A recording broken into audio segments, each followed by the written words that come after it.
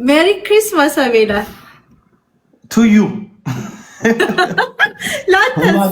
እኛ ጋር ገና ነው። እኛ በኢትዮጵያ ኦርቶዶክስ ተዋሕዶ ቤተክርስቲያን ካላንደር ስለሆነ የምንመራው፣ እናንተ እዛ ሀገር ያላችሁት ደርሳችኋል። እኛ ገና ጽዱንም አልተከል ነው እኮ በጣም ቢዚ ሆነን እኮ በጣም ስፈልግክ ደግሞ ብታይ ምን አለ አምሮብሻል፣ ቀይ ለብሰሻል፣ ልደቱን መስለሻል። ልደቱ ቴንኪ ሶማቤላዬ።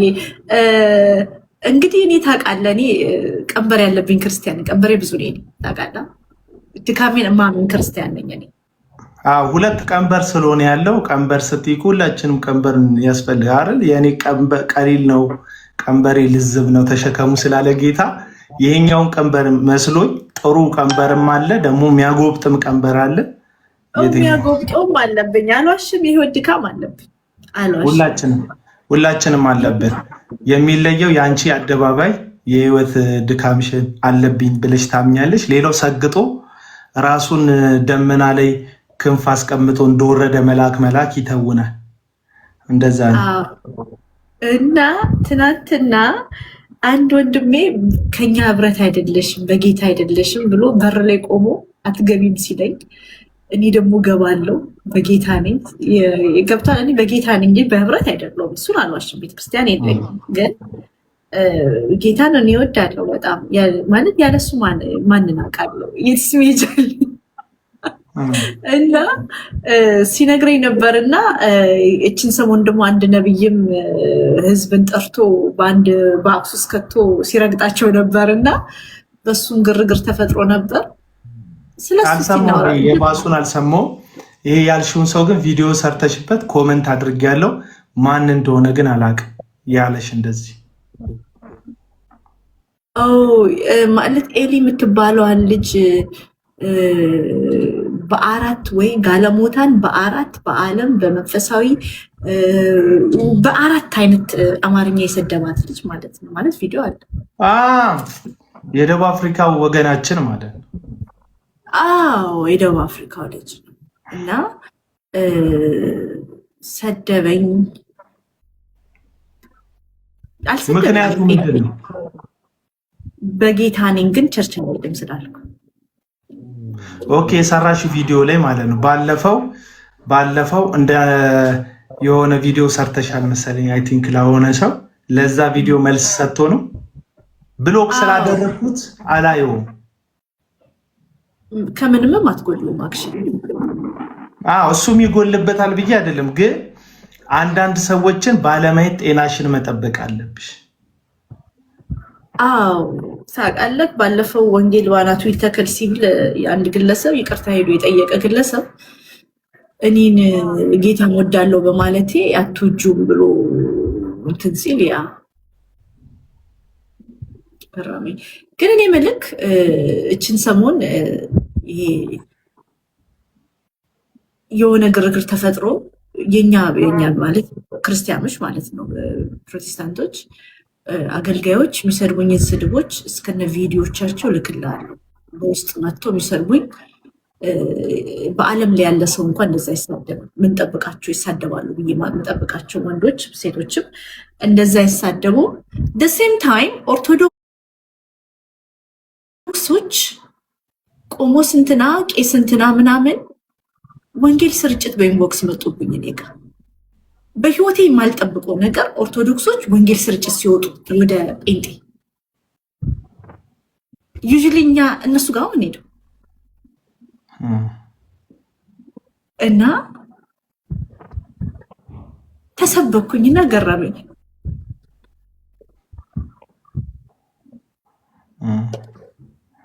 እና ከወገኖች ከክርስቲያኖቹ ስድብ ደግሞ እንትን ካልጠበቅሻቸው የኦርቶዶክሳውያን እምነት ተከታዮች ደግሞ ስብከት ወደ እግዚአብሔር ወደ እውነተኛው ቤተክርስቲያን ተመለሽ የሚል ስብከት ሰማሽ እና ነገርየው የተገላቢጦሽ ሆነብሽ። ከግምትሽ ውጭ ስለሆነ ነው ነገርየው። ማልጠብቀው ነው። አሁን እንደዛ ነው። የማይጠበቀው ነገር እኮ ነው የሚሆነው። እግዚአብሔር ሊናገርባቸው ያዘጋጃቸው አንደበቶች የእግዚአብሔርን መናገር ትተው የሰይጣንን መናገር ሲጀምሩ እግዚአብሔርን አይናገሩም ብለን የከሰስናቸው አንደበቶች እግዚአብሔርን እየተናገሩ እኛን ያሳፍሩናል። እግዚአብሔር ብርቱ ለማሳፈር አይደል ደካማውን መጀመሪያም የተጠቀመው የሰውን ልጅ ማለት ሲያድነንም ብርቶችን ለማሳፈር ጠቢባንን ለማሳፈር ምናምንቴ የተናቀ እዚህ ግባ ማይባሉ ሰዎችን ነው በክርስቶስ ኢየሱስ የጠራንና ልክ እንደዛው ደግሞ አሁን እኛ በጣም ተመጻድቀን እኛ ጸድቀናል፣ እኛ ድነናል፣ እኛ ፍጹም ነን፣ የኛ መንግስተ ሰማያት መግቢያ መንገድ የኛ ብቻ ነው ምናምን ብለን ራሳችንን በጣም በቆለጳጰስንበት በዛው ለእግዚአብሔር ስላልታመንን ሰይጣን እየተከራየው አንደበታችንን ሰውን ተስፋ ለማስቆረጥ የሰውን መንገድ ለመዝጋት ሰውን ደካማ ሰዎች ላይ ብርቱ ሆነን እኔ በጣም ነው ማዝነው። የብዙ ሰዎች መንገድ እንደዛ በኃጢአት የደከመውን በህይወት የዛለውን ሰውዬ ድንጋይ የሚወግሩ ሰዎች ናቸው መልሰው በአመጽ ህዝብን የሚያስተውን ሰውዬ ስትናገሪ እንደ ጨካኝ እንደ አውሬ የሚቆጥሩሽ እንደዛ ናቸው።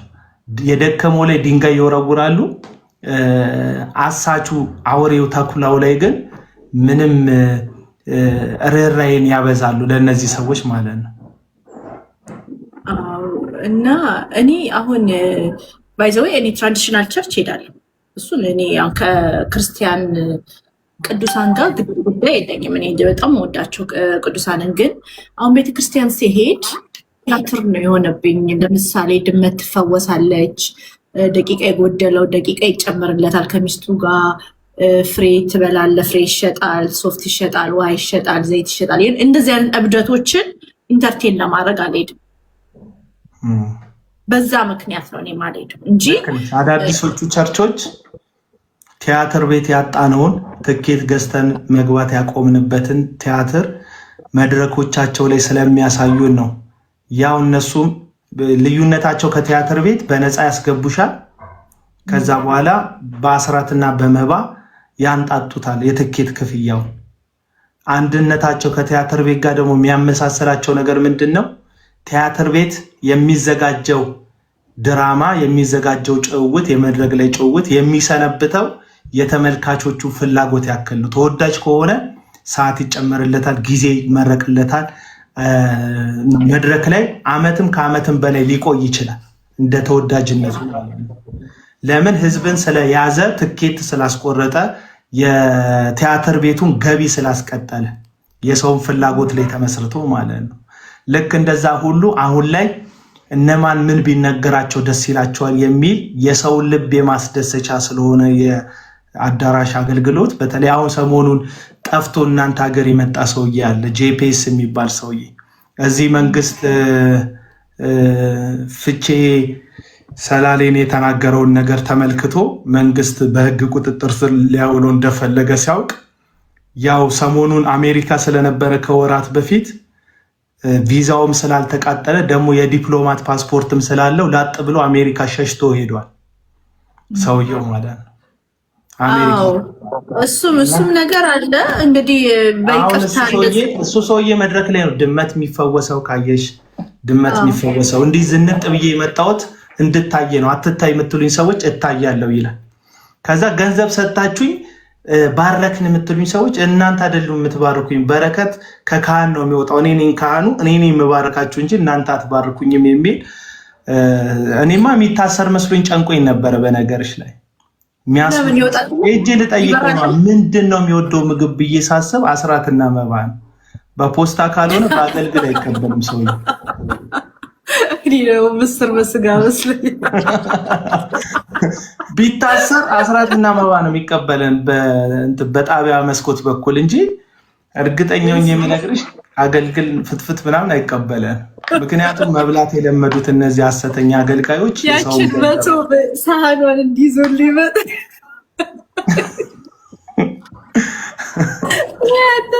እኔ ግን አሁን እሱ ሰውዬ እስቲል እኛ በህግ እንዲጠየቅ እየጠየቅን ነው። ብዙ ሰው እየጠየቀ ነው። ስፔሻሊ ቤተክርስቲያን መድረክ ላይ አካባቢን እየጠሩ ሰሜን ወለጋ ላይ ዘንዶ አለ፣ ሰሜን ላይ ተብታቢ አለ።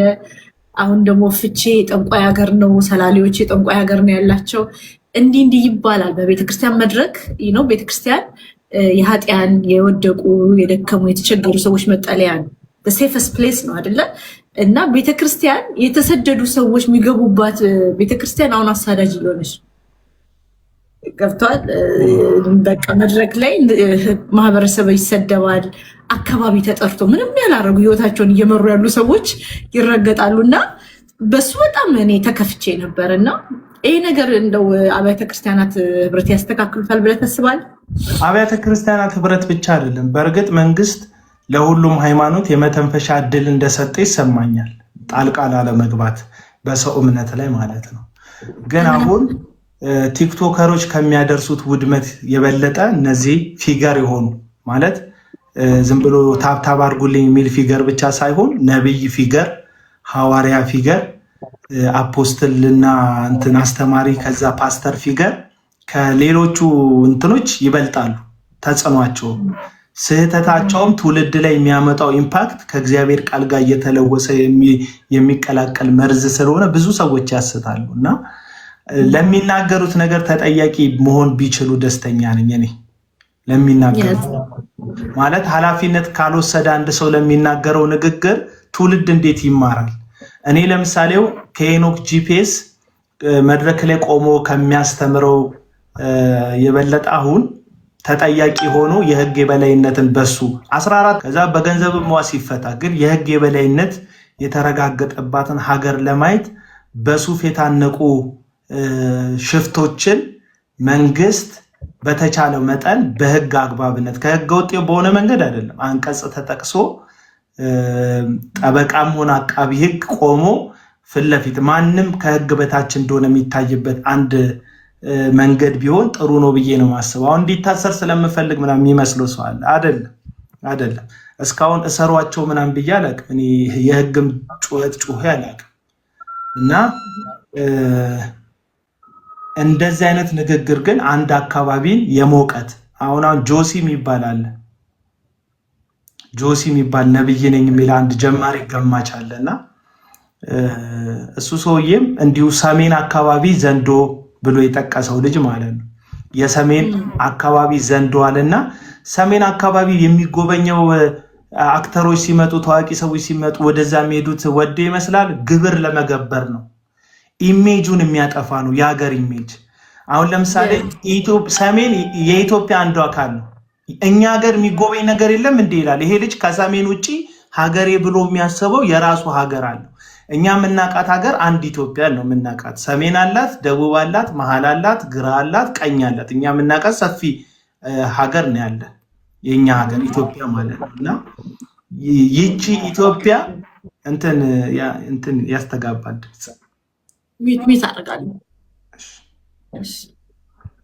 ይቺ ኢትዮጵያ በጣም ሰፊ ናት እና በተለይ ደግሞ ከውጭ ከምንዛሬ ከገንዘብ ምንዛሬ አንጻር ሰሜን ትልቅ ድርሻ አለው በኢትዮጵያ የቱሪዝም አገልግሎት ላይ በምንም ብንጠቅሰው ማለት ነው። ታሪካዊ ነገር መጎብኘት ይፈልጋሉ ፈረንጆች። ኢትዮጵያ ከ300 ከ400 ዓመት በፊት ያለ የቤት የኪነ ህንፃ ጥበቧ የት ላይ እንደነበረ ማወቅ ይፈልጋሉ። የሺህ ዓመት ታሪክ ያለው የአክሱም ሐውልትን መጎብኘት ይፈልጋሉ። ትልልቅ ጦርነቶች ተካሂደዋል። እነዛ ጦርነት የተካሄደባቸውን ሜዳዎች እንደ ታሪክ ሙዚየሞች መጎብኘት ይፈልጋሉ እና የተለያየ አለ። እሱም ደግሞ ሰሜን ብቻም አይደለም ያለው፣ ወደ ደቡብ አለ፣ ወደ ምዕራብ አለ፣ ወደ ምስራቅም አለ። የተለያየ ታሪኮች አላት ኢትዮጵያ እና ይሄንን ራሱን ችሎ ከአጋንንት ጋር እየይዞ የሚሄደው ሰው ሁሉ ለአጋንንት ግብር እየገበረ ነው የሚል ሰው ላይ ክፉ መርዝን መርጨት ገባሽ? የሀገርን ቱሪዝም ራሱ በሚጎዳም እንደሆነ መታሰብ አለበት። እነዚህ ሰዎች የሰው ኪስ ሲገቡ ዝም ተብለዋል። አስራት ብለው ህዝብን ሲያደህዩ ዝም ተብለዋል። ተፈውሳቸዋል እያሉ መድኃኒት እያስጣሉ የሰው ሲገሉ ዝም ተብለዋል። ከዛም አልፈው ደግሞ በማይመለከታቸው እግዚአብሔር ሳይነግራቸው እየገቡ የሰው ትዳር ሲያፋርሱ የሰው ቤት ሲበጠብጡ ዝም ብለዋል እና አሁን አቅማቸው አድጎ ገባሽ አቅጣጫ እየጠቆሙ የሰሜንን ህዝብ የሚሰድቡ፣ የሰላሌን ህዝብ የሚሰድቡ፣ ኦሮሚያን የሚሰድቡ፣ አማራ ክልል የሚሰድቡ፣ ትግራዋይን የሚሰድቡ ከአመፅ ከክፋት ጎን እንቆማለን ብለው የሚቆሙ አይነት ሆነዋልና መጠየቅ ማስታገስ ካልተቻለ እነዚህን ሰዎች ቢያንስ ፍርድ ቤት እንደሚቆሙ ማወቅ መቻል አለባቸው። ላይታሰሩ ይችላሉ።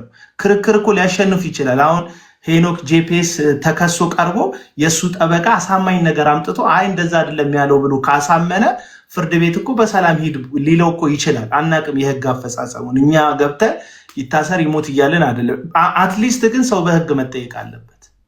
ለምሳሌ እኔ ሰው ብገል ከዛ በኋላ በጣም በቃ የልጃቸውን የገደልኩባቸው እናትና አባት የክርስቶስ ልብ አላቸው ልበልና ይቅር ቢሉኝ ህግ እኮ እኔን ይቅር አይለኝም። እነሱ ይቅር ብለውኛል።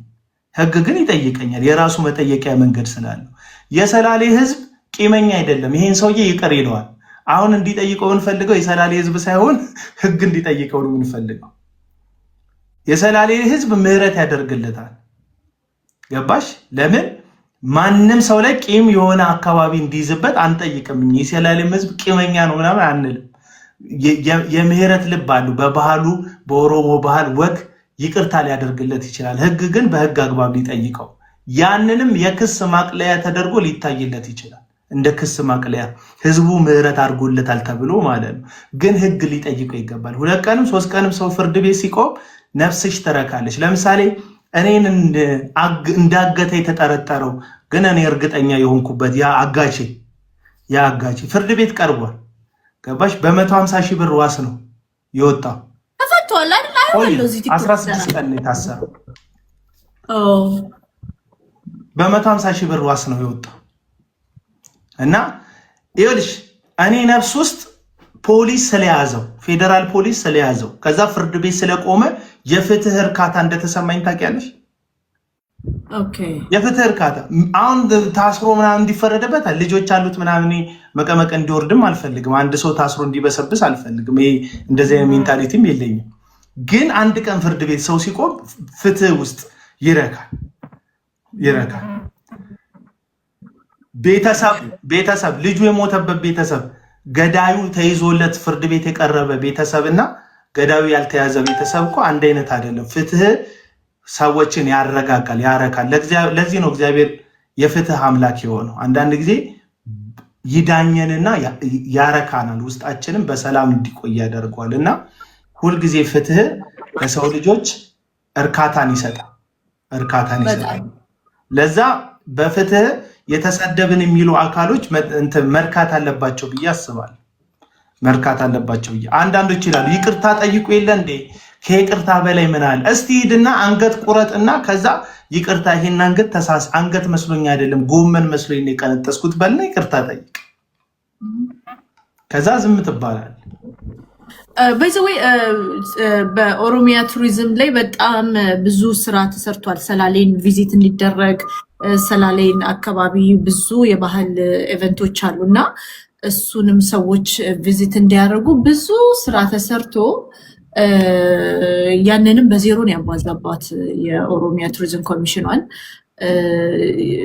ለም ታሪካችንን እሴቶቻችን ምናምን እሱ እንዳለው ሆኖ ማለት በጣም የብዙ ጀግና የሃይማኖት መሪዎች የሯጮች ሀገር ማለት በኢትዮጵያ ታሪክ ትላልቅ ስራ የሰሩ ሰዎች ታሪክ ሀገር ነው።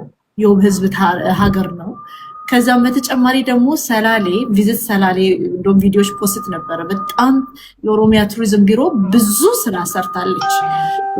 ሰላሌን ሰዎች ሄደው እንዲጎበኙ ስለ አካባቢው ምናምን ይሄን ሁላ ነገር ታሪኩን ምኑን ወስዶ በዜሮ አባስቶ አንድ ወረቀት ይቅርታ የተሰራብንን ወንጀል ፍትህ አይሰጠንም። በህግ ነው መዳኘት ያለብን ብዬ ያምናለሁ። በህግ ምክንያቱም ሌሎችም ሰዎች ከሱ መማር አለባቸው ብዬ ስለማመን ልክ ነው። እና ይሄ ደግሞ ራሱ በብልጠት መሸሹ አሁን ለአገልግሎት ሄጄ አለ። ለአገልግሎት ሄዶ በእያንዳንዱ ስቴት ከዞረ አመት አልሞላውም።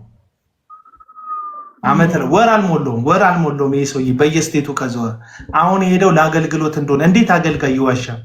ሸሽቶ ጥያቄ እንደሚጠየቅ አውቆ ሸሽቶ የፈጠነ ትኬት ገዝቶ ወጥቶ ለአገልግሎት ነው ብሎ ግን ውሸት ሲዋሽ ትመለከቸዋለች። ግለሰቡ ማለት ነው። በመቀጠልም ደግሞ እንደዚህ አይነት ልማድ እያዳበሩ ነው። አንድ በስም አልጠቅሰው እዚህ ኮመንት ላይ የምታውቁት ሰው እሷ ጋርም ጻፉላቸው ስሙን። እዚህ ጋር ያላችሁ ሰዎች ስሙን ጻፉላቸው። አንድ ከዚህ ቀደም በነበረው መንግስት ባለስልጣን የነበረን ሰው ሚስት ያስነወረ አንድ አገልጋይ ነው የሚል ሰው አለ። በጣም በቃ እኔ ጸዴ አገልጋይ ነኝ ምናምን የሚል የፍቅር ሰው ምናምን የሚል ቅጽል ስም የሰጡት እና ባለስልጣኑ በቃ እገለዋለሁ አለ።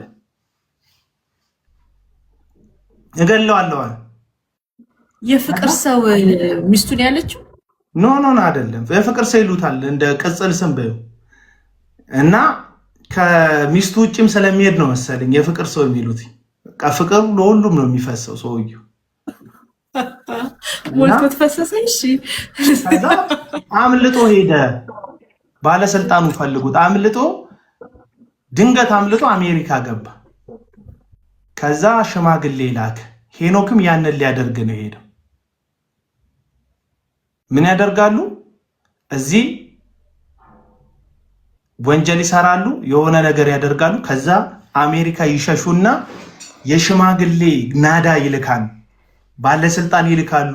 አሁን የፍቼ ሰላሌ በሬዎች ሊላኩ ይችላሉ የሀገር ሽማግሌዎች ጋር። ዝም ብለሽ ስሚ። ከዛ ለአባገዳዎች ምናምን እንትን ሊደረግ ይችላል፣ ስጦታ ሊሰጥ። ጋቢ በጋቢ ነው ሰፈሩን የሚያደርገው። ምክንያቱም ከህዝብ የተወሰደ አስራትና መባ ስም ግንባታ ስም ኔቨር ጊቫፕ ይላል። ጊቫፕ አታደርግም እንደንተ ይደጋግም። አቤል ክፉነ ሜላት ክፉነሽ የሚል የምትለዋ ልጅ ነው ያስታወስኩ። 10 ክፉነ አንዴ በል ክፉ። አንቺ ሀሜት የምትይዋ ሴትዮ አንዴ በይ በቃ። ስድብ ቀያይሩ፣ ቢያንስ እንዳልቦልካችሁ ስድብ ቀያይሩ። እኔ አዳዲስ ነገር ይመቸኛል። ዝም ብሎ አንድ ነገር የሚጠዘጥዘኝ ሰው አልወድም። ቀያይሩ። አሁን በአንድ ዙር ሀሜተኛ ካላችሁ በሁለተኛው ዙር ክፉ በሉ። ከዛ ይፈልጋል እየቀጣ አዳዲስ ተሳደቡ። እሺ ደስ ይለኛል። ከሷን ብሶ ቦልከኝ አለች። እኔ እኮ የሰውን በጎ ፈቃድ የማከብር ሰው ነኝ። እሺ እቀጥላለሁ። እና ይሄ ሰው ሸሽቶ ሄደ። ከዛ እንትን ሽማግሌ ተላከ። ምን ተባለ? ከዛ በጣም የሚያከብራቸው ሰዎች ሲበዛ በቃ ይቅርታ አድርጌለታለሁ ሲባል መጣ። ምን እንደተደረገ አጠብቂ። ኤርፖርት ሲመጣ የእግዚአብሔር ሰው ሊመጣ ነው ብለው ጥበብ ቀሚስ የለበሱ ቪኤት የደረደሩ በግራና በቀኝ አበባ የያዙ ሰዎች ዝሙት ፈጽሞ እኮ ነው የሄደው ሰውዬው። ለወንጌል አገልግሎት አይደለም የተሰደደው። የሰው ሚስት አስነውሮ እኮ ነው የሄደው።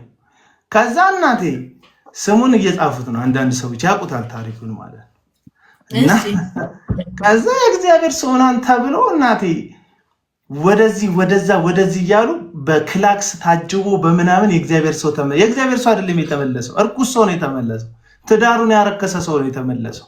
ከሚስቱ ውጪ የወላወለ ሰው ነው የተመለሰው። ያረከሰ ሰው ነው የተመለሰው። የሰው ትዳር ያረከሰ፣ የራሱን ትዳር ያረከሰ ሰው ነው የተመለሰው። እና ይህንን ብቻ አይደለም። ባለፈው ደግሞ እዩ ጩፋ እንደዚሁ እዩ ጩፋ ስሙን ልጥቀስ። እዩ ጩፋ እንዲሁ ከካውንስሉን ተሳድቦ ነበረ። ምንም አታመጡም። አሁን አፍተሮል የካውንስሉ ቦርድ አባል ሆኗል። እኔ ኢትዮጵያ ውስጥ ታምር ነው የምታየው።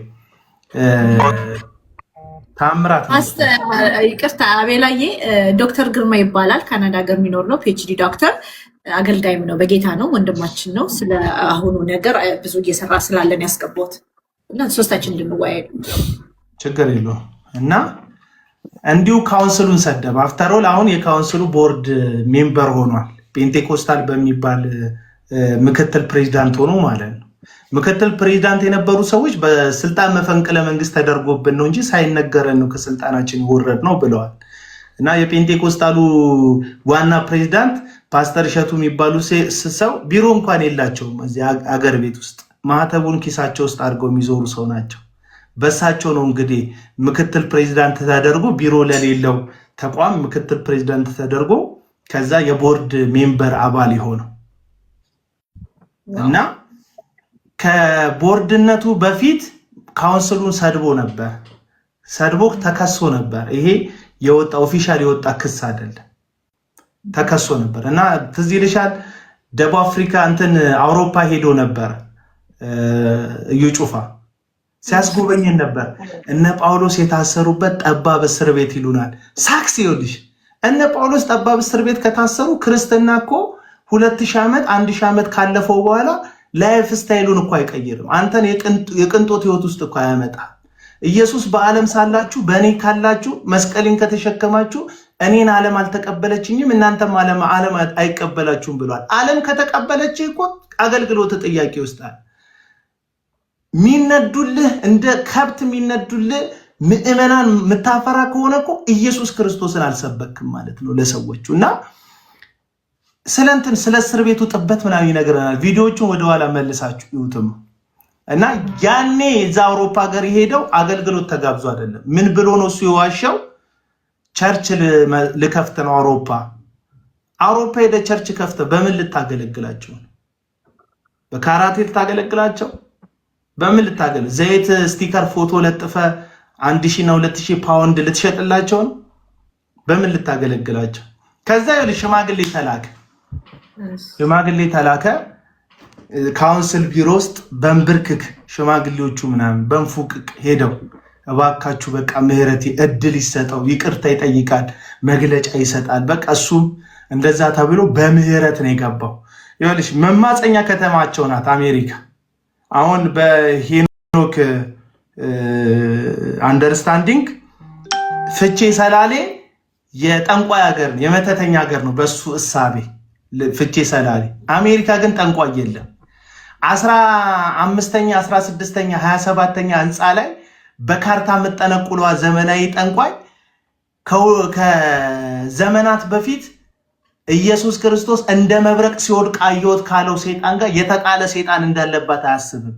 ዝንጥ ያለ ልብስ ስለምታደርግ G+25 ቢልዲንግ ላይ ስለምትኖር በካርታ ስለምትጠነቁል ገባሽ አይደል? የአሜሪካ የጥንቆላ መንገድ ስታይሉ ለየት ስለሚል ፍቼ ሰላሌ ጥንቆላ ሀገር አሜሪካ ሀገር ጽድት ያለች ሀገር ነው የሚመስለው። ሲጀመር እባብ ዘንዶ የሌለበት ሀገር አለ ወይ? እውነቴን እኮ ነው። መጽሐፍ ቅዱስ ዓለም በክፉ እንደተያዘ እናውቃለን ይላል እኮ። አሜሪካ በክፉ የተያዘች እኮ ናት። አሜሪካ በክፉ የተያዘች፣ አውሮፓ በክፉ የተያዘ እኮ ነው። ሰይጣን እኮ ምድርና ሞላዋን እኮ እንደ ግዛት እኮ ይዞ ህዝብን ሁሉ ረግጦ በኃጢአት ቀንበር እየተጫወተበት ያለ እኮ ነው። በተለየ መንገድ ፍቼ ሰላሌ ላይ ወይም ሰሜን ላይ እኮ ቁጭ የሚል ሰይጣን እኮ የለም። ስፔሲፊክሊ በቃ እዚህ ነው መኖሪያ የሚል እኮ ሰይጣን የለም። ሰይጣን ሀገር ያለው ይመስለኝ መጽሐፍ ቅዱስ ላይ ማለት ነው። የለም እንደዚህ የሚባል ነገር የለም። ሰይጣን ሁሉ ቦታ አለ። በሁሉ ቦታ ደግሞ አንዱ ሰይጣን አላልኩም። ሰይጣን እልፍ አላፍት ሰይጣን ነው ያሉት። ሁሉ ቦታ አለ ሰይጣን። ለምን? ለማሳት ስለሆነ የሚንቀሳቀሰው ማለት ነው። ሰይጣን አለ፣ እዚህም አለ፣ እዛም አለ። እስራኤል ውስጥ አለ ሰይጣን። ቅድስት ሀገር ምናምን የምትሉ አንዳንድ ሰዎች ቅድስት ሀገር ምናምን የምትሏት እስራኤል ውስጥ ሰይጣን አለ እና ሰይጣን የሌለበት ሀገር ኢየሱስ ክርስቶስ የት መሰለ ሰይጣን ሲያስወጣ የነበረው? እስራኤል ውስጥ እኮ ነው። ሰይጣን የሌለበት ሀገር የለም ልልህ ፈልጌ ነው። እና ይሄ ሰውዬ ግን በተለየ መንገድ ፍቼ ሰላሌ የጠንቋይ ሀገር፣ አሜሪካ ግን ጽድት ያለች ሀገር እንደሆነች ነው የሚያስበው። ለምን ይመስልሻል? ሰማያዊ አይደለም አገልግሎታቸው፣ ናፍቆታቸው የእግዚአብሔር መንግስት አይደለም። የእግዚአብሔር መንግስት አይደለም። መጽሐፍ እንደሚል ሆዳቸው ነው አምላካቸው፣ ክብራቸው ነው በነወራቸው፣ ሐሳባቸው ደግሞ ምድራዊ ነው። አንድ የአዲስ አበባ ወጣት አንስነስተሽ የት መሄድ ትፈልጋለህ ብትይ ከአስሩ 8ቱ አሜሪካ መሄድ እፈልጋለሁ ይልሻል። ምክንያቱም የተሻለ የስራ እድል የተሻለ ነገር አገኛለሁ የሚል ሐሳብ ያለው ደግሞ ልክ ነው። እንደዛ ቢያስብ ሰው ከዛ የተሻለ አስተሳሰብ የላቸውም። መጽሐፍ ቅዱስ ይዘዋል፣ አምላክን ይሰብካሉ፣ ግን ከሞት በኋላ ስላለ ህይወት ሳይሆን ግድ የሚላቸው በቁማቸው ስለሚኖሩበት ቅንጦት ነው ሰዎቹ የሚሰክሩት። ስለዚህ መደበቂያው አሜሪካ ነው፣ መሸሻው አሜሪካ ነው፣ መኖሪያው አሜሪካ ነው ሰውየው።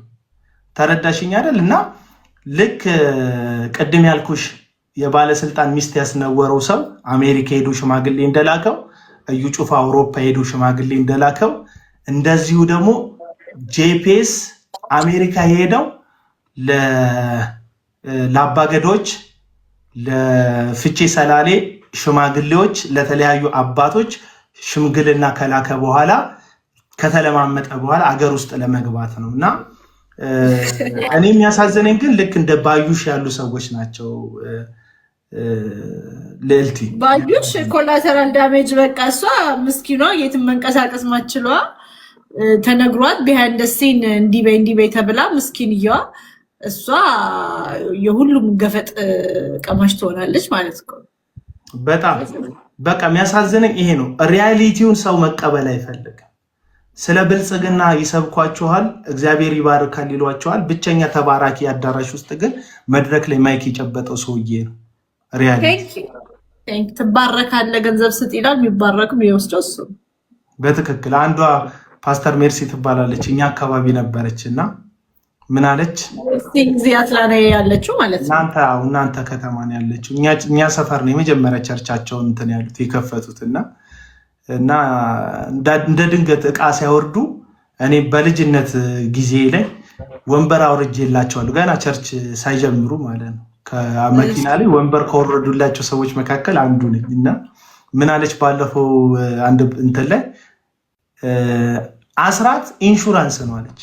አስራት ከፍለሃል ማለት ምንም በህይወት አደጋ እንዳይደርስ ይደረጋል እንጂ የተለየ ነገር በአስራት አታገኝም ማለት።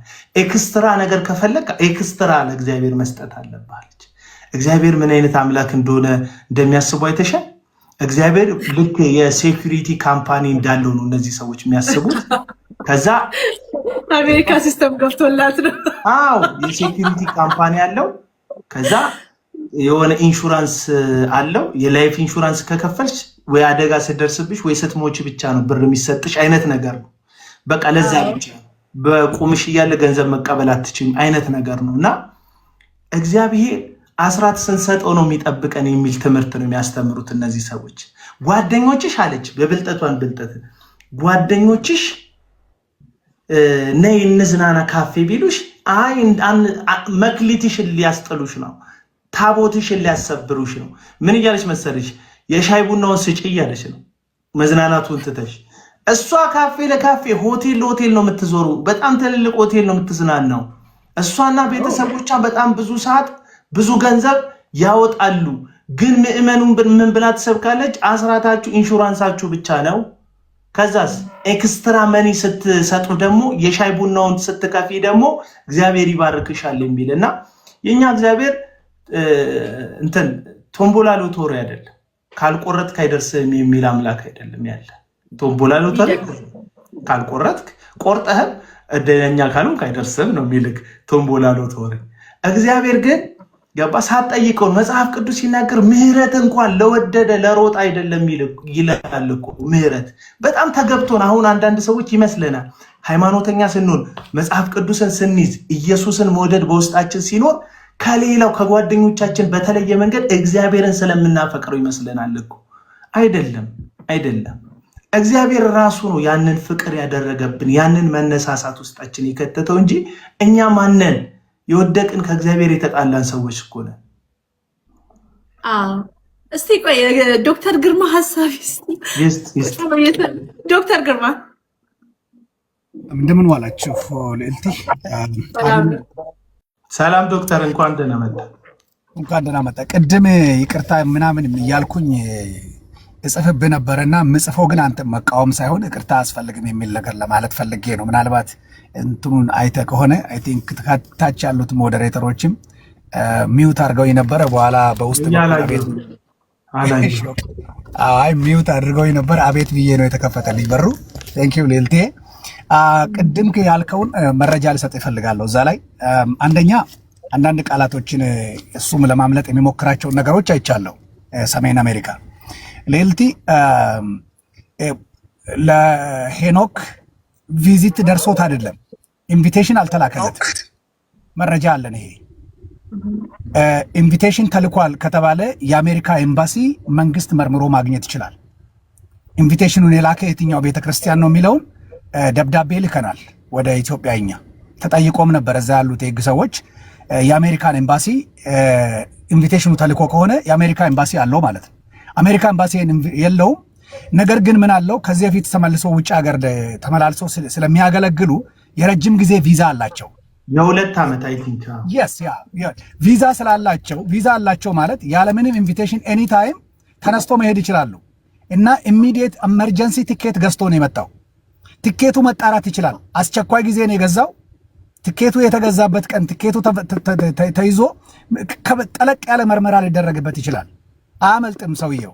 ስለዚህ እቺን ነገር ማስቀመጥ ፈልጌ ነው። ምክንያቱ ምናልባት እዚህ ውጭ ሀገር ያሉ ሰዎች ከለላ ለመስጠትም ይሞክራሉ ይመስለኛል። እንደደረሰን እነሱም ፋርዘር ይሄዱበታል። ኢትዮጵያ ያለው የነሱም ጥርጣሬ ነው አለን፣ ድምፁ አይደለም ያሉት። ኢትዮጵያ ያሉት ሰዎች የህግ ሰዎች የደረሳቸውና የነገሮች ቶሎ ቶሎ መደራረብ አንድ እንዲያስቡ ያደረጋቸው ነገር አሜሪካ ሀገር ላይ ይሄ ቲክቶክ ላይ ያለው ድምፅ እስኪረግብ ድረስ ና ተብሎ ተጠርቶ ቪዛ ስላለው አስቸኳይ ቲኬት ቀርቶ ነው ያመለጠው እንጂ አውሮፕላን ላይ ቁጭ ብሎ አዳምጦ አይደለም። ይሄ ቀጣፊ ውሸቱን ነው። ኦኬ አቤል እሱ ነው። ሁለተኛ ፊቼ አካባቢ ፊቼ ሀገር አይደለም፣ ፊቼ ከተማ ነው። ፊቼ ከተማ ነው፣ ሀገር አይደለም።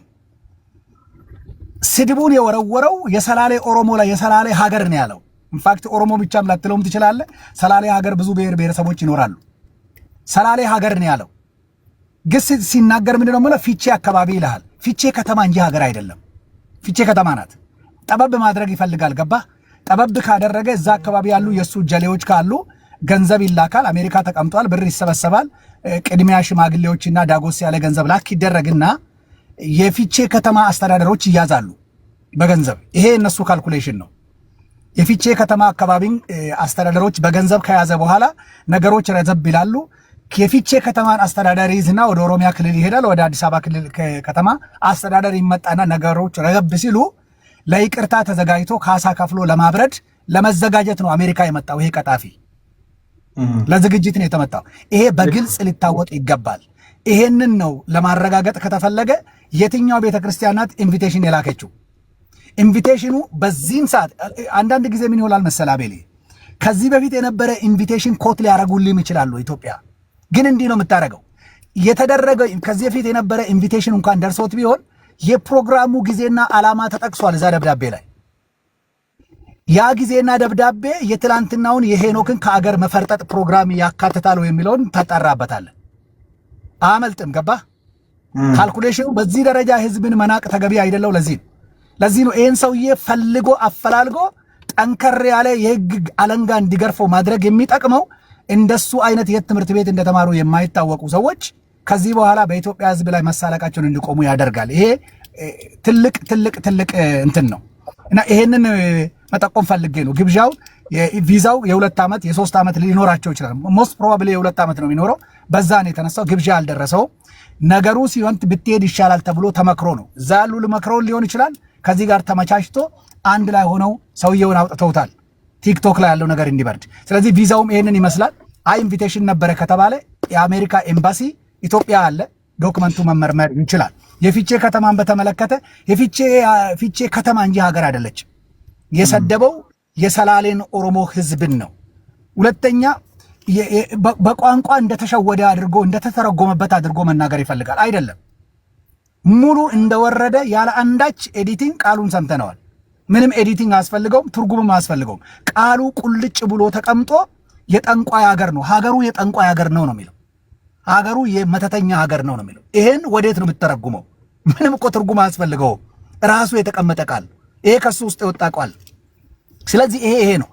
ሁለተኛ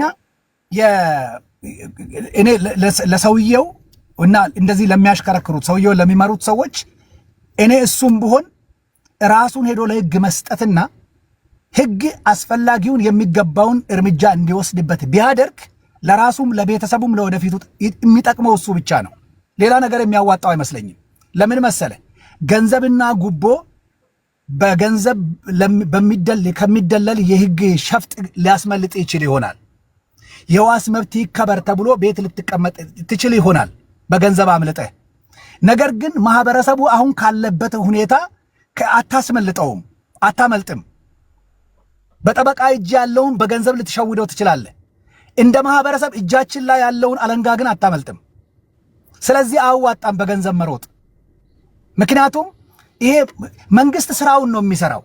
መንግስትን ያሳስቱ ይሆናል። ቅድም ስትል ሰምቻለሁ። ሰሜን ተቀምጦ ገንዘብ ተሰብስቦ ሽማግሌ ተልኮ ነገር ከበረደ በኋላ ይሄ አይጠቅመውም። ሰውየው የሚወዱት ሰዎች ካሉ አይ እናስተምረው ሰውየው ወደ መንገድ ይመለስም ከተባለ መመከር ያለበት እንዳይሞክር ነው። ይሄንን ጠይቁኝ ተሳስቻለሁ ብሎ ህግ ፊት ቀርቦ ህግ የሚያደርግበትን ነገር ከወሰደ ብቻ ነው ሰላሙ ያለው ብቻ ነው ለዚህ ሰውዬ የሚጠቅመው ለአገልግሎቱም ለምኑ የሚጠቅመው። ሁለተኛ ናሬት አድርጌ ማቆም የምፈልገው እሱ ብቻ ሳይሆን ሚዲያው በህግ መጠየቅ አለበት። ጂፒኤስ የሚባለው ቲቪ ሚዲያ የሱ ሚዲያ በህግ መጠየቅ አለበት። እንዲህ አይነት ህዝብ ጠል እንዲህ አይነት የህዝብን ሞራል የሚያንኳስስ ተግባርን በሚሊዮኖች ፊት ለፊት ቀጥታ ስርጭት አድርጓል። ይሄንን ሚዲያው መጠየቅ አለበት። የቤተ ክርስቲያኒቷ አመራሮች ለፍትህ መቅረብ አለባቸው። ይሄን ሚዲያ የሚመራውም ሆነ ቤተ ክርስቲያኒቷ ራሷ ቤተ ክርስቲያኒቷ እንዲህ አይነትን መሪ ለማስመለጥ የጻፉት ደብዳቤ ወንጀል ለመደበቅ የሞከሩበትን መንገድ ነው የሚያሳይ። አቤል ይሄ ማምለጫ መሆን የለበትም። ስለዚህ ሶስት ነገር ነው እኔ ያወጣው መደበኛ ድርጅታችን ያወጣውን መግለጫ ልዕልቲ በእጅ ይኖራታል፣ ቴሌግራሟ ላይ አለ። በሷ እጅ ግልጽ አስቀምጦታል። ኦርጋናይዜሽኑን ይጠይቃል which is ቸርቹን ራሱ ነው የሚጠይቀው። ሁለተኛ ሚዲያው በዓለም ላይ በሚከታተሉት ሚሊዮኖች ፊት ለፊት ይሄንን አይነት ነውረኛ ትራንስሚት አድርጓል። በህግ መጠየቅ ይኖርበታል። በተመሳሳይ ግለሰቡ ለህግ ቀርቦ ህግ የሚፈርድበትን ቅጣት ማግኘት አለበት የሚሉ አቅጣጫዎችን ሰጥቷል። ይሄን ለማድረግ የሰላሌ ዞን አስተዳደርን የህግ እርምጃ ደግፈን በተጨማሪ የኦሮሚያ ክልል መንግስት የአዲስ አበባ ከተማ አስተዳደር እና የፌደራል መንግስቱም ጭምር በተጨማሪ ህግ እንዲከፍቱ ቤተክርስቲያኒቱ ከአገልግሎት እንድትቆም እነዚህ አመራሮች ለህግ ቀርበው የፍትህ ጉዳዩ እስኪረጋገጥ ድረስ ማህበረሰቡንም ከእንደዚህ አይነት ሐሰተኛ አስተማሪዎች መጠበቅ አለባቸው የሚል ያካትታል መግለጫው። አቤሌ አይ በጣም ትክክል ነው። ቀደም ስለ ቪዛ የተነገረው ልክ ነው። ምን ያለቻቸው አላቅም። በካውንስሉ በኩል የዲፕሎማት ቪዛ እንደሚያገኙ አንዳንዶቹ እንደምታውቁ አላቅም። ማለት ይህን ያህል ተኪዷል ማለት ነው። ይሰማል አይደል? ልዕልቴ ድምፄ እንትን አያፏጭማ? ይሰማል። የኔ ነው የሚያፏጨው። ባይዘው እንትን ዊንድ ስላለን። ኦኬ። እና ሌላው ምንድን ነው ምናልባት ቸርቾች አሉ በተለይ ደቡብ አፍሪካ እና አንዳንድ ቦታዎች ላይ በሼር ገንዘብ የሚሰሩ ፓስተሮች አሉ። በሼር ገንዘብ የሚሰሩ ፓስተሮች ምንድን ነው የሚያደርጉት? ኢንቪቴሽን ሊሰጡት ይችላሉ። ከሄደ በኋላ አንዳንድ መድረክ ላይ ልናየው እንችላለን። ጥያቄ ከተነሳበት በኋላ እንደሄደ ማረጋገጫ መስጠት የምንችልበት ሌላው መንገድ ደግሞ ምንድን ነው? እንደምታውቁት እነዚህ ሐሰተኛ ሐዋርያ፣ ነቢያት፣ አፖስትል ነን፣ ፓስተር ነን፣ አስተማሪ ነን የሚሉ ሰዎች አውሮፓ ወይ አሜሪካ ወይ ሌላ ሳውዝ አፍሪካ አገልግሎት ሲኖራቸው ህዝቡ ግጥም ብሎ እንዲመጣ መጀመሪያ አገልግሎታቸውን በማስታወቂያ ነው የሚያሳብዱት። አገልግሎታቸውን ማስታወቂያ ይለቀቃል። ቴሌቪዥኖቻቸው ላይ በተደጋጋሚ ማስታወቂያ ይለቀቃል። ከዛ የአሜሪካ ፍላግ ተደርጎ ፎቶ ይሰራል።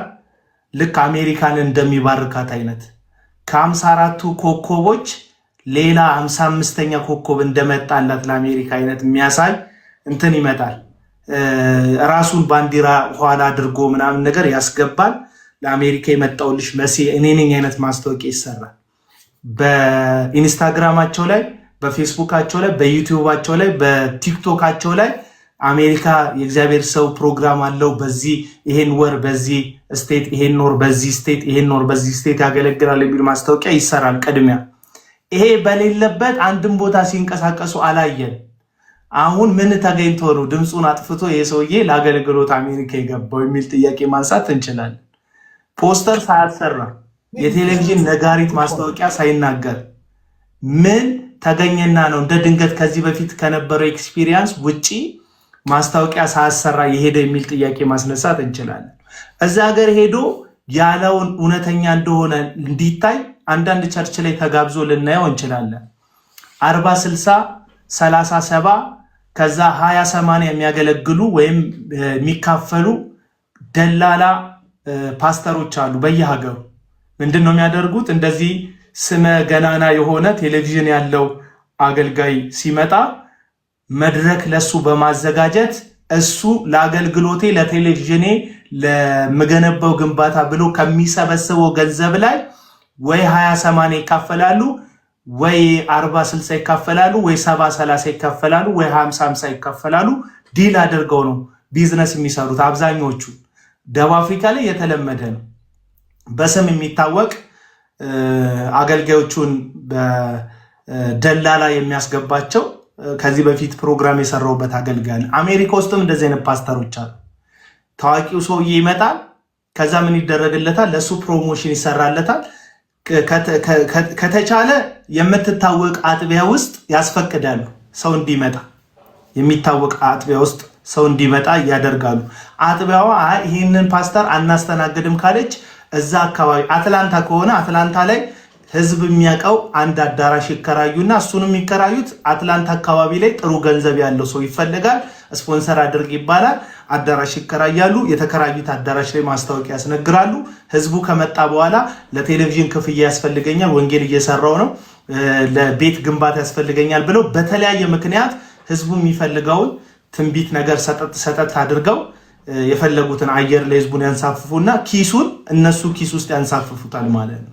ይሄ ነው በቃ ታርጌቱ። ከዛስ ፕሮግራሙን የሰራላቸው ሰው 20-80 ይካፈላቸዋል። እሱ 20%ን ይወስዳል፣ የመጣው አገልጋይ 80%ን ይወስዳል፣ ወይ 40-60 ይካፈላል። ይሄ ዲል ነው።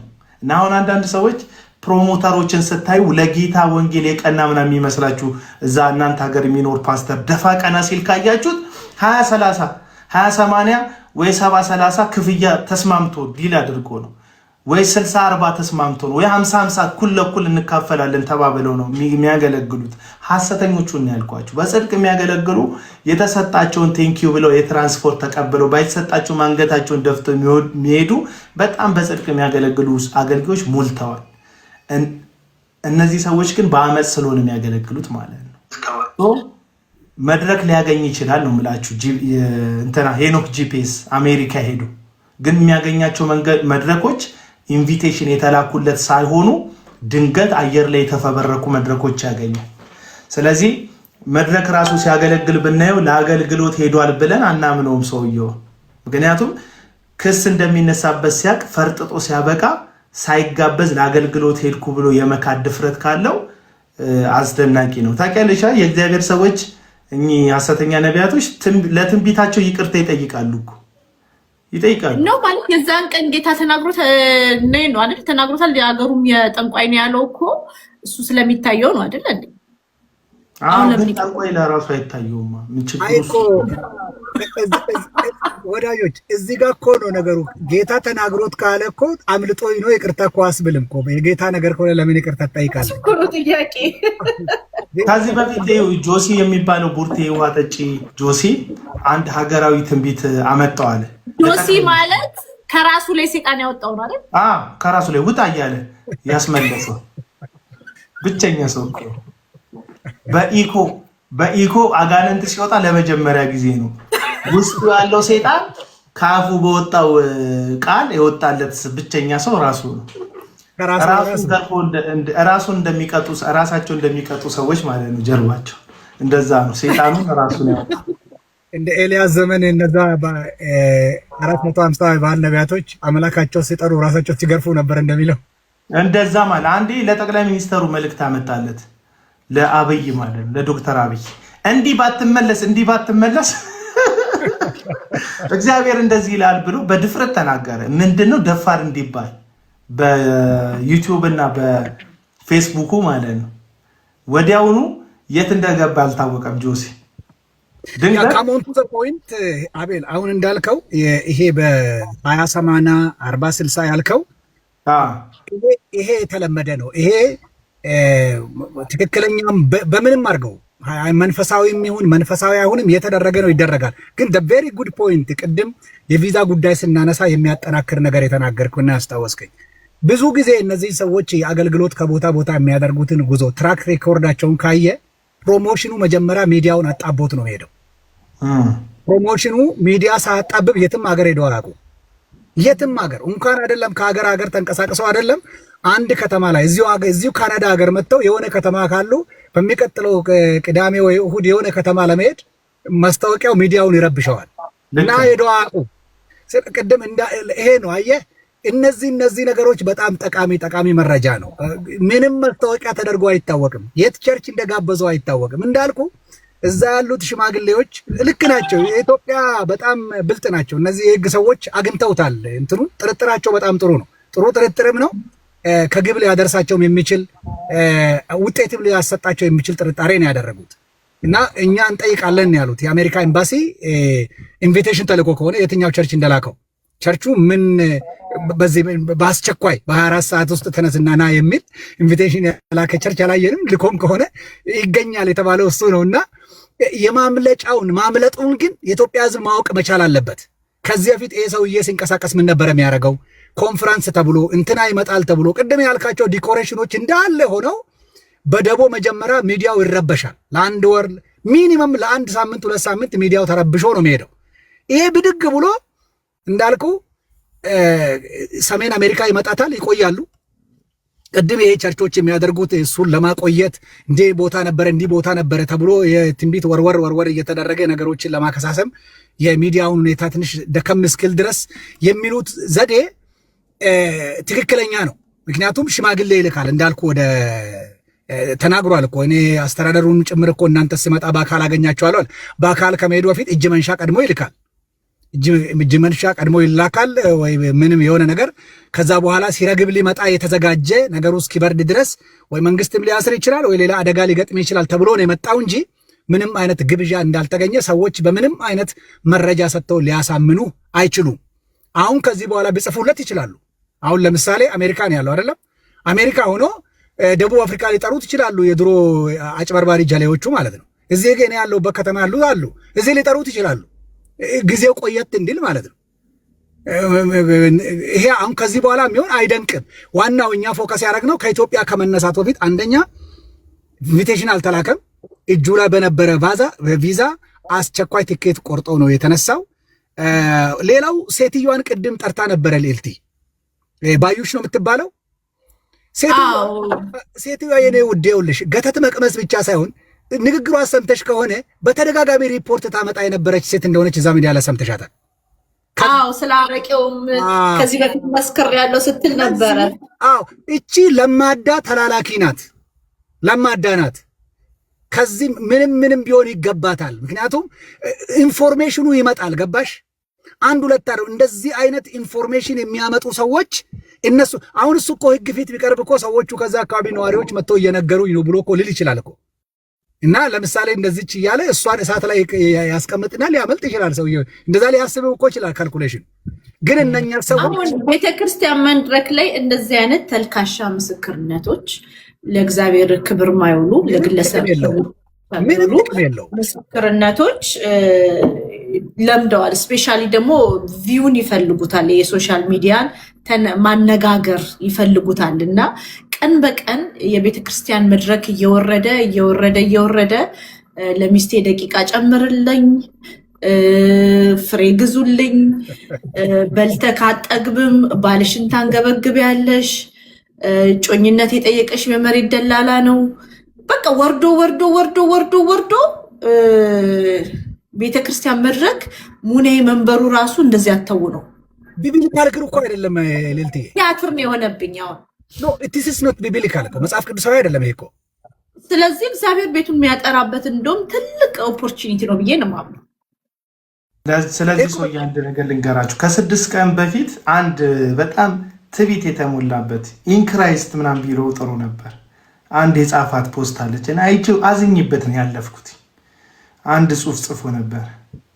እኚህ የእምነት ቃል እንቅስቃሴ እንትን ውስጥ ስለሆነ ያሉት ከ6 ቀን በፊት ምን ብሎ ጽፎ ነበር? ሄኖክ ጄፔስ እዚህ ፌስቡክ ላይ ቆይ ላሳያችሁ። ወደ ታች እየወረድኩ ነው የአሜሪካዎቹ ማስታወቂያዎች ለማየት። 6 ቀን በፊት አንድ ፎቶ አሰርቶ እንደዚህ የሚል ጽሑፍ ጽፎ ነበር። ታይሻ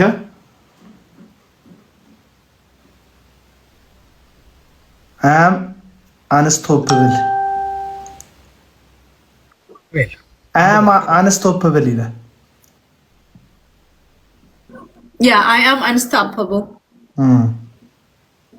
እና ከ6 ቀን በፊት እንደው ኢን ክራይስት ቢለው የሆነ ነገር ቢጨምርበት በክርስቶስ አልቆምም አይነት ነገር ቢሆን ፉከራም ቀረርቶም ቢሆን ያው እነ ጳውሎስ ታስረዋል እኮ ተገለዋል፣ አንገታቸው ተቀልቷል እኮ። እሱ መቆም አይደለም ሰው በሞት ራሱ አማኝ አይቆምም። ግን አም አንስቶፕብል ብቻ ብሎ ማንንም አያቆመኝም አይነት ትዕቢት ውስጥ የተወጠረ ሰው ገባ። ከዛ እግዚአብሔር ደግሞ በጣም በቃ እግዚአብሔር ከሚጸየፋቸው ዋና ነገሮች አንዱ ትዕቢት ነው። እግዚአብሔር ትዕቢተኛን ይቃወመዋል፣ ለትሑታን ጸጋ ይሰጣል። ታበየካል ትወድቃለህ። በቃ በተለይ ገንዘብ ሲበዛ ሀብት ሲጨምር ድንገት የመጣ የገንዘብ ናዳ አካውንትን ሲያጨናንቅ የሚፈጥር የልብ እብጠት አለ። ብዙዎቹ ላይ የምታዩት ድሃ እስከ መጸየፍ ድረስ የሚደርሱ አሜሪካ ውስጥ ያሉ ከልት የሚያስተምሩ ሰዎች አሉ። በቃ ለምን በኮሜርሻል ፍላይት አትበሩ ምናምን ሲባሉ ቲጂዬ ነይ ግቢ፣ ለምን በኮሜርሻል ፍላይት አትበሩም ሲባሉ ከድሃ ጋር አጋንንት ካለባቸው ድሆች ጋር መሄድ ለኛ አይመጥንም ብለው በድፍረት የተናገሩ ፕራይቬት ጀት ያላቸው ከህዝብ በሰበሰቡ በለቃቀሙት ገንዘብ ማለት ነው። እና እነዚህ ሰዎች ወደ ንቀት ነው እያደጉ ያሉት። ይሄ ሰው ከዚህ በፊት አልባሌ ቃላቶችን በመድረክ ላይ ሲጠቀም ታዩታላችሁ። አንድ ቀን ፊልጵስዩስ መልእክት ምን ያደርግለታል? ፊልጶስ ብስኩት እንጂ ብሎ የእግዚአብሔር ቃል ለአንድ ሰው ምንም ሊያደርግ እንደማይችል ምግብ የተሻለ ጥቅም እንደሚሰጥ በአደባባይ ሲናገር ነበር። በአደባባይ እንደ ወንጌል ሰባኪ እኔ ጋር የሚመጡ ሙስሊሞች የምናገረውን ወንጌል አይሰሙም፣ ማደርገውን ምልክት ለማየት ነው የሚመጡት ብሎ ወንጌልን እንኳን ከሱ ሰዎች ሊሰሙት እንደማይችሉ የሚሰራውን ሾው ለማየት ሰዎች እንደሚመጡ በራሱ አፍ መስክሯል። በብዙ ማስረጃ ይሄ ሰውዬ ድርጊቱም ንግግሩም አካሄዱም ልክ እንዳልሆነ ተናገር አሳይተን ከዚህ በፊት የቸርቹ የጭፈራ አይነት አይን የሚያጠፋ ዲም ላይት እንጂ አሁን አዳዲስ ክለቦች እኮ ውስጥ የሉም እንደዚህ አይነት ዲም ላይቶች። ጭሱ ዲም ላይቱ የሚጋበዙት ዘማሪዎች ስርዓት አልበኝነት ማለት በቃ እግዚአብሔርን ለማሰደብ ልሳን አጠቃቀማቸው ህገወጥነት ማለት ነው። እናውቃለን። ቅርብ ጊዜ እኔ ጋር የመጡ ሰዎች ነበሩ። እንዴት አድርገው እንደዘጉት አላውቅም። በካውንስሉ አስተባባሪነት እዛው ሩዋንዳ ከቸርቹ ጀርባ የተሰጠው መሬት አለ እና እዛ መሬት ላይ የተሰጠው መሬት ላይ 400 ካሬ ሜትር በህገወጥ መንገድ የራሱ ካርታ ላይ አስጨምሮ ከዋናው መሬት አስተዳደር ሳይሆን ከክፍለ ከተማ እንደዚህ አስጨምሮ ሰዎቹ ሰነድ ይዘው እኔ ጋር መጥተው ነበር። ሄኖክን በተመለከተ ማለት ነው። ሰነድ ይዘው መጥተው ነበር። መሬት ወስዶ ማለት የሰው መሬት። አሁን ሲታዩ የጽድቅ አገልጋይ ነው የሚመስሉት፣ ሲታዩ የሰው ማይፈልጉ ነው የሚመስሉት። ግን ከተሰጣቸው በላይ የሰው ለመንጠቅ አይናቸውን የማያሹ የሰውን ለመውሰድ በቃ ምንም ርህራሄ የሌላቸው ራሴን ለማሳየት እኮ ነው ብልጭልጭ ምለብሰው ይላል። ፒንክ ምናምን የሚለብሱት እንደው ፒንክ አሁን ይመረጣል እንደው በወንድ ፒንክ ምናምን እንዴት ዥንጉርጉር ያለ ሰው በህይወቱ አንድ ጊዜ ለሰርጉ የሚያደርገውን ልብስ በየመድረኩ የሚያደርጉት የሱፍ ምርጫቸው እንደዛ የሆነው ከሁሉ ጎልቶ የመታየት ልብ ስላላቸው ፊታቸው ሰው ለይቶ እነሱን ትኩረት እንዲያደርግባቸው ውድ ልብስ የሚለብሱት ውስጣቸው እርካታ ስለሌለ ነው። በቃ በውድ ልብስ በውድ ሽቶ ለመሙላት ነው ይፈልጉት። ይሄ ሰው መንፈሳዊ ነው ብትሉኝ ታስቁኛላችሁ። እዚህ ውስጥ ያላችሁ ሰዎች ማለት መንፈሳዊ አይደለም፣ በቃ አይደለም። ለዛ ነው አደገኛ ቃላቶችን ከዚህ በፊት ሲነገር ታልፏል። መንፈሳዊ ሽፍታ የሚያደርጉትን አይነት ቃላቶች ሲናገር፣ አሁን ግን የተናገረው እንደ ህዝብን እኔ አሁን እኔ ሄጄ ወጥቼ ብጮ ኖሮ እንደው ትቀናበታለ ምናምን ትሉታለ። የደላላ የሰላሌ ህዝብ ሙሉ ሊቀናበት አይችልም። ይሄ ሰውዬ ላይ ህዝብ እንደ ህዝብ አይቀናብህም። ግለሰቦች ከዛ መካከል ሊቀኑብህ ሊችሉ ይችላል፣ ግን ህዝብ ሊቀናብህ አይችልም። እና የህዝብ ስም ጠቅሶ ህዝብን ማዋረድ፣ ህዝብን ማንጓጠጥ ከተጠያቂነት አያስመልጥም ለማለት ነው። መግለጫውን አይቼ ነበር። አሁን የእሱ ፌስቡክ ላይ አሁን ስከፍት አሁን ያልከውንም አይቼዋለሁ። ታች አም አንስቶፓብል ነው የሚለው። አይ ዶንት ኖ ሂዝ አንስቶፓብል ኢን ክራይስት ኦር ባይ ሂምሰልፍ አም ኖት ኳይት ሹር። እሱ ብቻውን ከሆነ ይኸው እናስቆመዋለን። በህግ መቼም መቆሚያ አይቀርም። ሰው ነህና ትቆማለህ። ግን ገጹ ላይ አናቱ ላይ ቤተክርስቲያኒቷ እንድትጠየቅ ደብዳቤ ከጻፍንበት ምክንያት አንዱ ከእሱ ከተናገረው ንግግር ውስጥ ከአውድ ውጭ ተወሰደብን የሚል ቃል እዛ ጋር ተቀምጦ ነው የምናየው። አማርኛውን አንብባችሁት ከሆነ ስትመለከቱት ግን ቪዲዮውን በተደጋጋሚም ሆነ አንድም የሰማ ሰው ምንም ድግግምም አያስፈልግም። በመሃል የገባም ነገር የለም። ከአውድ የተወሰደ ሳይሆን በቃላት በቀጥታ የተቀመጠ ነው። ሁለተኛ ጽሁፉ ላይ የሚለው ምንድነው? የፊቼ አካባቢ ሰዎችን ብሎ ነው የሚያወራው። እንደዛ አይደለም ያለው። ቤተክርስቲያኒቱ ጭምር ነው ይሄን የሚለው። እሱ ብቻ አይደለም። ቤተክርስቲያኒቷ በጻፈችው ጽሁፏ ላይ እሱ ገጽ ላይ የተጻፈው የፊቼ አካባቢ ሰዎች ነው እንጂ የሚለው ማህበረሰቡን መጥራቱንም ይክዳል። ቢሆንም እኮ በጽሁፉ በመግለጫውም በይቅርታ አደራረጉ አጠያየቁም እኮ ይክዳል። ፊቼ አካባቢ ብሎ ትንሽ ማድረግ ይፈልጋል እዛ አካባቢ ላይ። ምክንያቱም የያዘ አካባቢ ነው። የአካባቢ ሪፖርት የሚሰጡት ሰዎች አሉ። ልጅቷም እንዳለችው በተደጋጋሚ መታ መረጃ ትሰጠዋለች፣ ትነግረዋለች። እዛ አካባቢ መጥቼ እንዲያደርግላቸዋለሁ የሚል በዛ ማምለጥ ይፈልጋል። ጽሁፉ ግን ቪዲዮ የሚለው ሰላሌ የጠንቋዮች ሀገር ነው እንጂ ያለው የጠንቋዮች ከተማ ነው ፊቼ አላለም። ሀገር ካልክ ሀገሩን ነው የጠራው። ስለዚህ እንደ ሀገር ነው የሚቀርበው እንጂ እንደ ፊቼ የተከሰሰ ክስም የለም። ያልቀረበበትን ክስ ነው የሚያወራውና እኔ ግን ሌላ አንድ ነገር ታዝቤያለሁ። ልዕልቲ ታስታውሽ ምናልባት አይዶን ነው ሚዲያ ላይ ታችሁ ከሆነ ሰሞኑን አንድ ርዕስ አምጥቻለሁ። እኔ አንግባባም የሚል ርዕስ እኔ ዝም ብዬ ልበለው ይመስላል እንጂ አለመግባባታችን እኮ እውነት ነው። እዚህ ታች ያሉት ሰዎች በክርስቶስ ጌታ ቃሉን ሰጥቶ እኮ አፉን ክፈት ብሎታል። እግዚአብሔር ቃል እንዲህ የሚሉሽ እኮ ሰዎች አሉ። እግዚአብሔር እሱ ላይ የተነሳውን ሁሉ ይገለብጣል የሚሉሽ እኮ ሰዎች አሉ። ጋር ክርስቲያንስ እኮ አይደለም። አየሽ፣ በክርስትናን ስሙ ይጥሩት እንጂ የመዳኑ መንገድ ላይ አንግባባም። አየሽ፣ ወንጀለኛን ደብቆ በሌላ ቋንቋ ምን ማለት መሰለሽ? ክርስቶስ ጲላጦስ ቆሞ እኔን ሰው ምንም ነገር አላየሁበትም በሚልበት ጊዜ አይ እኛ አይተነዋል፣ ደሙ በእኛና ልጆቻችን ላይ ይሁን ስቀለው እንዳሉት ሰዎች እኮ እዚህ ስር እያየን እኮ ነው ያለን። አደባባይ ላይ በህዝብ ላይ የተደረገን ወንጀል ደሙ በእኛ ልጆች ይሁን የሚሉ ክርስቲያን መሳዮች እዚህ ስር እኮ እያይሻቸው። ለዚህ ነው ክርስትናው ቫሊው የለውም፣ ቫሊው ጠፍቷል።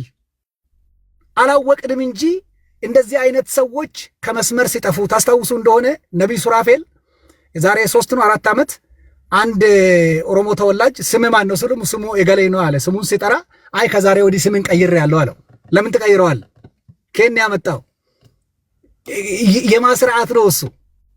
ልክ እንደዚህ አይነት ነገሮች ሲያደርጉ ሰው ሁሉ ሰውየውን ከመደበቅ ይልቅ ሰውየው መሳቱን ነግረውት ቢሆን ኖሮ ሄኖክ በዚህ መንገድ ባልመጣ ነበር።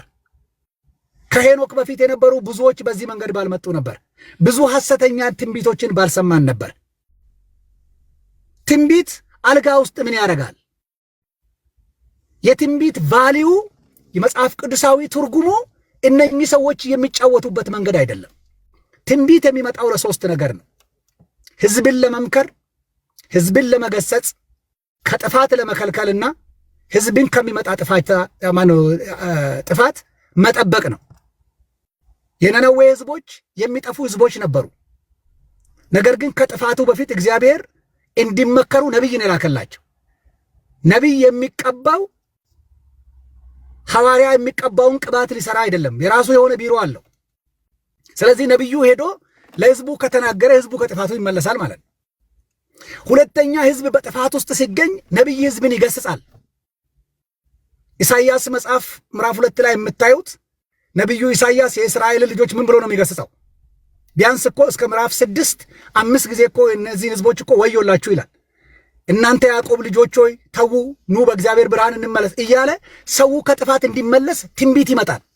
ትንቢት ሰውን ከጥፋት መመለስ፣ ህዝብ እየሄደበት ሊመጣበት ያለውን ጥፋት እንዲያመልጥ ወደ ንስሐ እንዲመለስ ማድረግ፣ መምከር፣ መገሰጽና ማስተማር ነው የትንቢት ስጦታ ተልኮ እንጂ ዘይትና ውሃ ተሸክመህ እኔ ከሚስቴ ጋር ግንኙነት ሳረግ ረጅም ጊዜ አልቆይም አስረዝምልኝ እንዲህ እኮ የለም። እንዲህ አይነት መጽሐፍ ቅዱስ ላይ የለም። እንዲህ አይነት ቴዎሎጂ ትምህርት ቤት የለም። ስነ መለኮትም በርቀት በብዙ ርቀት ከነኚህ ድኩማን ሰዎች በብዙ ርቀት ሄደናል አይቻለሁ። የለም እንዲህ አይነት ትምህርት። መጽሐፍ ቅዱሱ እንደዚህ አይልም። በነፃ የተቀበላችሁትን በነፃ ስጡ የሚል ቃል ነው ያለው እንጂ ውሃ አምጡና ልባርከው ከዛ ቤትሽ ያለው አጋንንት ይወጣል የለም እንደዚህ አይነት ነገር። ውሃ አስፈልገውም። የክርስቶስ ኢየሱስ ደም አንዴና ለዘላለም ውሃ ሆኖ ፈሶልሃል። አስፈልግም ከዚህ በኋላ። እነኚህ ሰዎች የሚያደርጉት ምንድነው? የጠንቋይን ስራ ነው የሚሰሩት። ጠንቋይ ነው አጭበርብሮ እንደዚህ አይነት ስራ የሚሰራው። ስለት የሚቀበለው ጠንቋይ ነው። ፍትሃት የሚቀበለው ጠንቋይ ነው። ብዙ ጊዜ ፍትሃት የሚለውን ቃል ሃይማኖት ቤት ብቻ ነው የምናውቅ አይደለም። አጋንንት ቤት አለ። ይሄ ፍትሃት የሚባል ነገር አለ። ሰው ካለው ነገር ሁሉ አቅርቦ ደጁ ላይ ላሉት ሰዎች ሁሉ መግቦ ከእስራቱ ይፈታል የሚል ጠንቋይ ስራ ነው ይሄ። ጠንቋዮች ሰዎችን መዝግቦ አዳራሽ አስቀምጦ አውሊያው ከላዩ ላይ የሚፈርደው ሰውዬ ሰዎችን ካውንስል ያደርጋል። ይህን ስራ ነው እነኚህ ሰዎች የሚሰሩት። ወንጌል እንደዚህ አይደለም። ወንጌል እንደዚህ አይደለም። እኔ እንደውም አዙሬ ለተሰይ እንደው በቃ እሱ እንዳለው ይሁንና ሆነ እንበልና ሰላሌ እንደዚህ አይነት ነገር ተፈጠረ አሉ። ሰላሌ ውስጥ ግን ህዝብ አለ። ወንጌል የመጣው እኮ ቤተክርስቲያን ውስጥ ያለው ጋር አብረ እንድታጨበጭብ ሳይሆን የጠፋውን ማህበረሰብ ሄደ አስተምረህ መግበ አብልተህ በድካሙ አብረ ቆመ መመለስ ነበር ስራው አይደለም እንዴ? 99ን ትቶ አንዷ ፍለጋ ሄደ እኮ ነው የሚለው። የሰላሌ ኦሮሞ ህዝብ በጠራ ወረዳ ላይ፣ ኩዩ ወረዳ ላይ፣ ያያ ጉለሌ ላይ ህዝብ ተርቦ እኮ በዚህ ሚዲያ ላይ እኮ እባካችሁ ብለን እኮ ስንለምን ነበር። እርዱ ብለን እኮ የሃይማኖት ተቋማትን እኮ ስንለምን ነበር። ከህዝባችሁ የምትሰበስቡትን አስራት ለዚህ ድሃ ህዝብ አካፍሉ ብለን እኮ ስንጠይቅ ነበር። የምትሰበስበው ገንዘብ ብልጭ የምትል ነገር አቁመ ኪቦርድ አንጋግተ መድረክ ላይ ሮጠ ህዝብን ማሳት ሳይሆን ክርስቶስ እኮ ያደረገው 5000 ህዝብ እኮ ደክሞ በነበረበት ሰዓት ሸኛቸው ያሉት።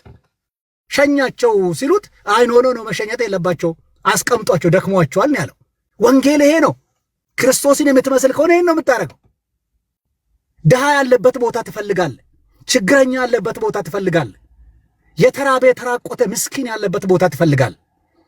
ባለበት ባህላዊ ይሁን በማንኛውም ደካማ ጎኑ ልትሳለቅበት ሳይሆን አብረሆ ትገኝና አስቀምጡ እንዳለ ጌታህን ለመምሰል ካለብህ አብረሆ ሄደ አስቀምጡ ትላለህ። ጠራ ላይ ትገኛለህ። 2 ዓመት ነው ህዝቡ የተራበው።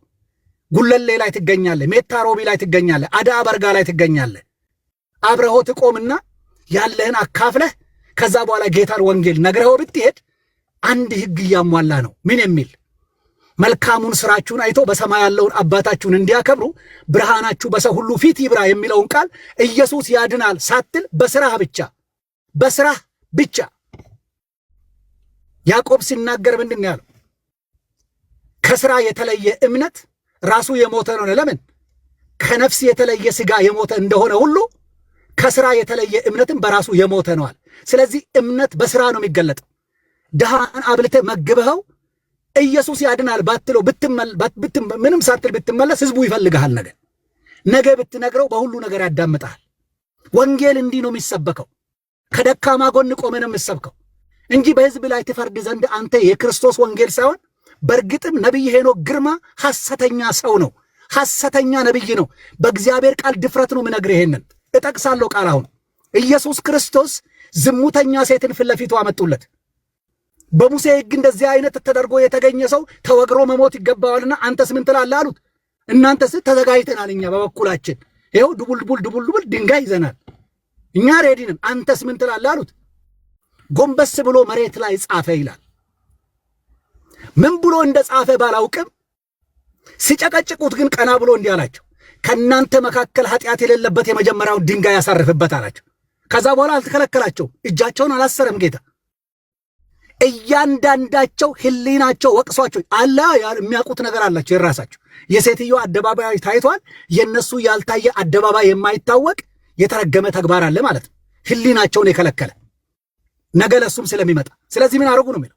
ሁላቸውም ጥሎ ወጡ። ክርስቶስ ቀና ብሎ ሲል አንቺ ስልት ከሳሾችሽ ወዴት አሉ ሲል አንዳቸውስ እንኳን የሉም ጌታ ሆይ።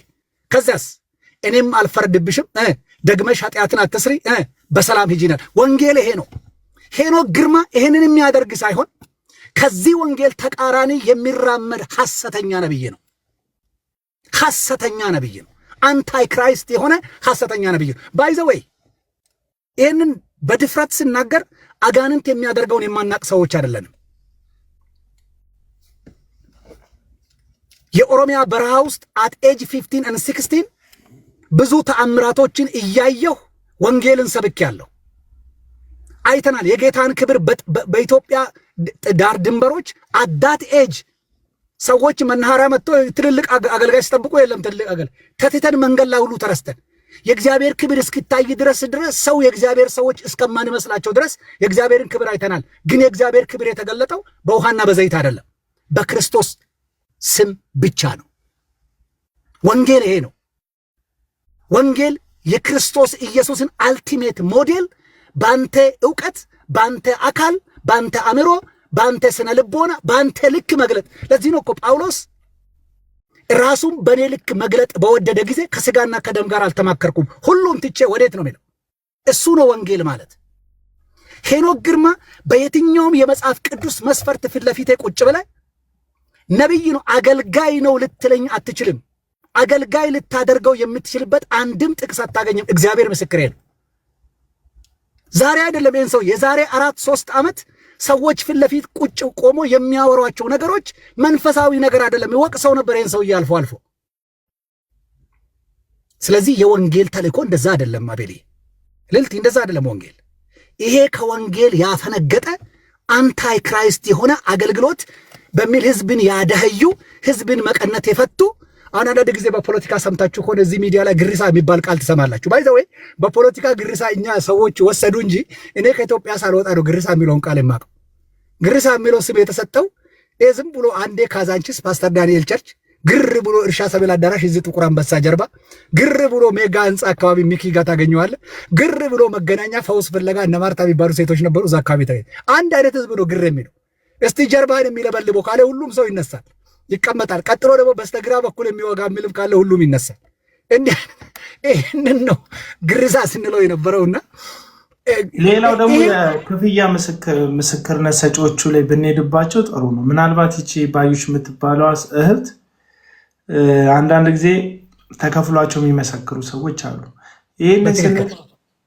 ይህንን ስንል እንትን እያልን አይደለም፣ እግዚአብሔር አይፈውስም አይሰራም እያልን አይደለም። የእግዚአብሔር ሁሉም ቻይነትን ምናምን በጌታ ነን ሁላችንም እዚህ ውስጥ ያለን። እግዚአብሔር ሁሉን ይችላል። የሞት ያስነሳል፣ አዲስ ህይወት ይሰጣል፣ አጥንቱን ይገጣጥማል። እግዚአብሔር ይችላል። አሁን ይህንን ንግግር ስንናገር የእግዚአብሔርን ሁሉን ቻይነት ጥያቄ ውስጥ ከተን ሳይሆን የነ ሄኖክን አለመቻል ጥያቄ ውስጥ ከተን ነው። አሁን ለዩልን። እግዚአብሔር ሁሉን ይችላል፣ ሁሉን አዋቂ ነው። አምላክ በሁሉ ቦታ የሚገኝ ጌታ ነው። ምንም ጥያቄ የለንም። መሐሪነቱ፣ አዋቂነቱ፣ ኃያልነቱ ላይ አሁን ጥያቄ ስናቀርብ የምናነሳው እሱ ነው። ለዚህ ምስክራችን ደግሞ በለጠ የሚባለው ከዓመታት በፊት እዩ ጩፋ ለእረፍት በሄዱ የመከላከያ ሰራዊቶች ቀይ ቡኔት መልበስ የሌለባቸው የመከላከያ ሰራዊቶች ቀይ ቡኔት አስለብሷቸው አሲዞ ያስደበደበውና በግድ ይቅርታ ያስጠየቀው በለጠ የሚባለው ሰው ምስክራችን። መንግስቱ በለጠ የተባለው ሰው መንግስቱ በለጠ ከዓመታት በፊት በዩ ጩፋ ቻናል ላይ ሴሪያ የተበጠበጠች ዘመን ላይ ባለፈው አውርተናል መሰለኝ። እነዚህ ሰዎች አጋንንት ራሱ የሚጮህ ሲዝናል የሆነ አጋንንት ነው ቸርቻቸው የሚጮህ። እኛ እዚህ ውስጥ ወተን ስለ ሆሞሴክሹዋል ስንቃወም ዳውን ሆሞሴክሹዋል ምናምን ስንል እንዲህ ስንል ቸርቻቸው ህዝቡን ሆሞሴክሹዋል ለማድረግ የመጣው ሴጣን ነኝ ይላል። ሴጣኑ ድራማ እንደሆነ እንድታቁ ብዬ ነው። ከቲክቶክ ነው ኢሹ የሚወስደው፣ ከቲክቶክ ነው፣ ከዜና አውታሮች ነው ሀሳብ የሚወስደው ሴጣን። ሴጣን እንግዲህ ከዜና አውታር ላይ ሀሳብ ሲወስድ ዝም ብላችሁ አስቡት። ሰይጣን ሀሳብ ሲወስድ ሀሳብ ይሰጣል እንጂ ሴጣን ሲጀመር ዲያብሎስ ማለት ሀሳብን ወርውሮ የሚከት ማለት ነው ትርጉሙ። ሀሳብ ወርውሮ ይከታል ሰይጣን። ከታች ነው። ለዚህ ነው ጳውሎስ ሲናገር ሐሳቡን አንስተው የሚለው የዲያብሎስን ምን ሐሳብ አናቱን አይደለም ዲያብሎስን የምትመታው ሐሳቡን ነው የምትመታው። እና ሰይጣን ሁሌ ሐሳብ ነው ሰዎች ልብ ውስጥ የሚከተው እንድታውቁት ብዬ ነው። እና የነዩ ጩፋ የነ ሄኖክ ሰይጣን ሚጮህ እዛ እነሱ አዳራሽ ሚጮህ ሰይጣን ኢሹ ከሶሻል ሚዲያ ነው የሚወስደው እና ከቲክቶክ ላይ ነው የሚወጣው ሰይጣናቸው። እና የዛን ሰሞን የሲሪያ መንግስት ተረብሾ ነበር። ሲሪያ በጣም ብጥብጥ ነበር እና ሰይጣኑ ደግሞ ፕሮሞት የሚያደርገው ነብዩን ነው። ዝም ብላችሁ አዳራሽ ውስጥ የሚወጣው ሰይጣን አንተ እያለህ አላሰራልከን ይላል ሰይጣኑ። ማን ነው ፕሮሞት የሚያደርገው? አላሰራ ያለው እኮ እግዚአብሔር አይደለም፣ የእግዚአብሔር መንፈስም አይደለም፣ ወንጌል አይደለም፣ ሰውየው ነው አላሰራ ያለው። ከዛ ምን አለ መንግስቱ በለጠ ጩቤ ይዞ ነው መድረክ ላይ የወጣ ልገልክ መጥቼ እስቲ ልቀቁት ምናምን ይላል እዩ ጩፋ እንዲህ እያለ ልቀቁት ምናምን ብሎ እግሩን ብድግ አድርጎ ጣስ ያደርገው። ስንት ናችሁ ሲለው 5 ሚሊዮን አጋንንት አለ። በቪዲዮ ማሳየት ይችላል እሱን ነገር ከፈለጋችሁ የመንግስቱ በለጠን ጉዳይ። ከዛ መንግስቱ በለጠ እኛ ማለት ሌሎች እንዲከተሉ ቻናሉን ንገራቸው፣ ምናልባት እንትን እንዳይጎዳብን። ችግር የለውም። በእንትን ቴሌግራም ላይ ያለን ወደ ላይ መሄድ ያስፈልገኛል። እያወራሁ ወደ ላይ ከሄድኩ ከደረስኩበት አሳያችኋለሁ። ቴሌግራም ላይ እንትን ያለ ነው እና መንግስቱ በለጠ ምን አለ 5 ሚሊዮን አጋንንት ነው ያለብኝ አለ። ከሌጊዮን ሁሉ ይበልጣል። ሌጊዮን ከሚባለው መንፈስ ሁሉ ይበልጣል። ሌጊዮን ከ1000 እስከ 6000 ያለው የሮም ወታደሮች ቁጥር ስብስብ ነው። ሌጊዮን ይባላል። ብርጌድ እንደሚባለው ማለት ነው። ሌጊዮን ይባላል እና ሌጊዮን ነኝ ያለው ከ1000 እስከ 6000 አጋንንት ያለበት ነው። ኢየሱስ ክርስቶስ ወደ ጌርጌሶም ወደሚባል ሀገር በታንኳ ከተሻገሩ በኋላ ሰው አላሳልፍም የሚለውን አጋንንት ያስወጣው እሱ ሌጊዮን ይባላል። በጣም አደገኛ አጋንንት ነው። 6000 ናቸው። ሰውየው ሲያስሩት ሰንሰለት ይበጥስ ነበር። እሱ አይደለም ችግሩ። አይ ቲንክ እኔ ቻርጅ ስለሰካሁት ነው። አሁን ቻርጅ ጥሩ ነው። እና ሰውየው ሰንሰለት ሲያስሩት ይበጥስ ነበር። ከተማ ማንም አልፍም እሱ ካለ ፖሰስ ያደረገው ሰይጣን በጣም አደገኛ ሰይጣን ስለሆነ የሰይጣን ስብስብ ስለሆነ ሰውየው ውስጥ ያለው 5 ሚሊዮን አጋንንት አስቡት። ከሌጊዮን ሁሉ ይበልጣል። እና ከሌጊዮን የሚበልጥ ሰይጣን ያለበት ሰውዬ 2 ጋርዶች ነው ጥፍንግ አድርገው የያዙት። መጽሐፍ ቅዱሱ ላይ ያለው 6000 አጋንንት ያለበት ሰውዬ ሰንሰለት ይበጥስ ነበር ብያቸዋለሁ። በከተማ ውስጥ ማንም ሰው እሱ ባለበት አቅጣጫ አያልፍም። ወታደር ብትሆን አታልፍም። ምክንያቱም ውስጡ ያሉት አጋንንቶች አደገኞች ስለሆኑ የፈለገውን የማድረግ አቅም ያለው ነው። ይሄኛው ግን 5 ሚሊዮን አጋንንት ኖሮበት የዩ ጩፋ 2 ጋርዶች ብቻ ነው ያዙት። ድራማውን እንድታዩ ብዬ ነው። 6 ሚሊዮን አጋንንት ያለበትን ሰው 2 ሰው ሊይዘው አይችልም፣ የእግዚአብሔር መንፈስ ካልያዘው በስተቀር 2 ሰዎች እንዲህ ልትይዙት አትችሉ። በር ገንጥሎ ሊወጣ ይችላል። ምክንያቱም ሱፐርናቹራል የሆነ ፓወር ነው ላዩ ላይ ያለው። አጋንንታዊ ጨለማ የሆነ ኃይል ነው ያለው። እኔ አይደለሁም ይሄን ያልኩት። 6000 አጋንንት ያለበት ሰውዬ ብረት ይበጥስ ነበር ይላል። ሰንሰለት በዛ ዘመን ያለ የዛገ ብረት የሚበጥስ ከነበረ አስበው እንግዲህ የዚህ ዘመኑን በጣም ነው የሚበጣጥሰው። እዚህ ፖሊሶች የሚያስሩበት በደንብ ነው የሚበጥሰው። ምክንያቱም ውስጡ ያለው ኃይል አደገኛ ስለሆነ ማለት ነው። 5 ሚሊዮን ሰይጣን ደግሞ አስበው ምን ያህል ፓወር ሊኖረው እንደሚችል፣ ምን ያህል ጉልበት ሊኖረው እንደሚችል። የዩ ጩፋ 5 ሚሊዮን ሰይጣኖች ግን የዩ ጩፋ 2 ጋርዶች ናቸው እንቅ አድርገው የሚይዟቸው። ከዛ ምን አለ ኢትዮጵያን እንደ ሴሪያ ልበታትን የመጣሁት አለ ሰይጣን። ምን አለ እንደ ሴሪያ መከላከያን ያረገጠበት መምሰሪ ወታደሮችን ያረገጠበት ነው አይደል? እዩ ጩፋ የዛ ቪዲዮ ላይ አይደል? እሱ ሌላ ታሪክ ነው። መከላከያው ሲመጡ በአርጎ ፌንት የሚሰሩት አሁን እነሱ እኮ መከሰስ እኮ ተከሷል። አይ ቲንክ ተከሷል ይመስለኛል እዛ ቦታ በመገኘታቸው። ከማርቆስ ወንጌል ላይ ከ3000 እስከ 6000 ነው የሚለው። ሌጎን 3000 እስከ 6000 ያው ከ1000 እስከ 6000 ነው ያልኩት።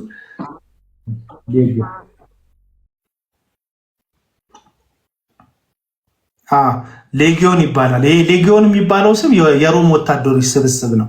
ባታሊዮ እዛ እንትን ብርጌድ ምናምን እንደሚባል በወታደር ቤት ውስጥ ሌጊዮን ማለት ከ3000 እስከ 6000 ወታደሮች ያሉበት የሮም ወታደር ስብስብ ነውና እስከ 3000 እስከ 6000 ሰይጣን ስለነበረበት ኢየሱስ ማነህ ሲለው ሌጊዮን ነኝ አለ። ይታወቃል። ሌጊዮን ከሆነ እስከ 6000 ወታደር ነው ውስጡ የተጠቀጠቀው ማለት ነው። ያ እንግዲህ ሰንሰለት የሚሰብር በጣም ትልልቅዬ ነገር የሚያደርግ የአጋንንት መንፈስ ነው። እንትኑን ወደታች እየፈለኩ ነው። እሺ እያዩ ያለውት አግኝቼዋለሁ። የበርሊን መንግስቱ ያላችሁ እኔ ቪዲዮ ልንገራችሁ። በመላው ዓለም የምትገኙ የነብዩ ተቃዋሚዎች ወዳጆች ደስ ይበላችሁ። ተቃዋሚዎች በጣም ስሙ። በለጠ ይባላል። ይሄው ነው።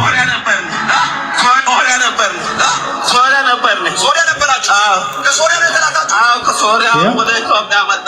ኢትዮጵያን በደብቅ ነበር ከለከልከን። እንደ ሶሪያ ልንበታታት ነበር። ስሜ መንግስቱ በለጠ ይባላል። የትውልድ አገሬ ወደ ወላይታ ዞን ዱጉና ፋንጎ የሚባል ወረዳ ነው። በነቢዩ እዩ ጩፋ ቸርች ሻሸመኔ በ12 መስከረም 12 በተደረገው ላይ 5 ሚሊዮን አጋንንት እንደወጣልኝ አውጣና ነው። ስንት ናችሁ በሱ ላይ ያላችሁት? 5 ሚሊዮን በራሶች። ኦኬ ነብዩን ግደል ተብላችሁ ነው የመጣችሁ? ሁለት ሰዎች መጥቶ አነጋገሩ። አንደኛው የራሱ የእዩ ጩፋ ወንድም እና ምንድነው ይሄ ሰው የሚለው የእዩ ጩፋ ወንድምና ሌላ ሰው መጥቶ አነጋገሩኝ። ከዛ ስክሪፕት ሰጡኝ። 5 ሚሊዮን አጋንንት እንዳለባ አድርገህ ተውን አሉኝ። ከዛ 5 ሚሊዮን አጋንንት አለብኝ አልኩኝ። ከዛ ለምንድን ነው የተላከው? እዩ ጩፋን ላጠፋ እንድገድል፣ ከዛ ኢትዮጵያን ለመበጣጠል። ከዛ አንተ ስላለ ግን መስራት አልቻልኩም ማለት ይሄ የትወና ሰይጣን ነው። ከዛ ሰውየው አጋለጠው። እዚህ ቪዲዮ ላይ ተከፍሎኝ ነው አለ። ተከፍሎኝ ነው ባለማግስት እዩ ጩፋ በወታደሮች ይሄን ሰው አስጠልፎ ለረፍት በሄዱ ወታደሮች አስጠልፎ ይሄ ነገር አሁንም መንግስት ሊጠይቀው የሚገባ ጉዳይ ነው። አስጠልፎ ደበደቡትና ሰውየውን በግድ ይቅርታ እንዲጠይቅ አደረጉት። ማስረጃ አለ። ይኸውልሽ ላሳያችሁ። ላይቴ ከኋላ እየገባብኝ ነው። ይኸውላችሁ እዚህ ጋር የእዩ ጩፋ ቸርች ይቅርታ እንዲጠይቅ ቢሮ ውስጥ በወታደሮች በዚህም መሰረት ቤተክርስቲያኗ ሲያስፈራሩት ነው። ይኸውላችሁ በጥንቃቄ እንድታዩት ፈልጋለሁ። ወደዚህ ላዞርና ላሳያችሁ። ወደዚህ ባዞረው የሚሻለው ካሜራውን ልጥረገውና ዋላውን ካሜራ ከዛ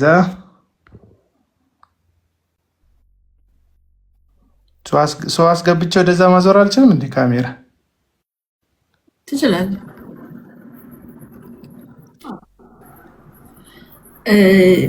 አዲስ ነው እኮ እኔ እንደዚህ ሆስታ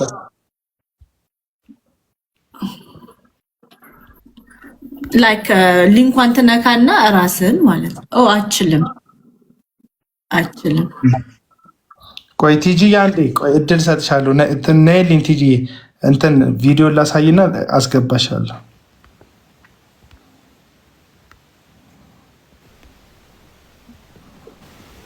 ይቻል ነበር ወይ አስወርጃት ይቻል ነበር። አይ ቲንክ አይቻልም። እንሞክር። ይኸውልሽ አይቻልም። ይኸውልሽ ይሄ ቢሮ ሲጠይቁት ነው ሰውየው እና ልብሱን በጥንቃቄ ይዩት። እሺ ልብሱን ይዩት። ተቀዳዷል ልብሱ የሰውየው ተደብድቦ።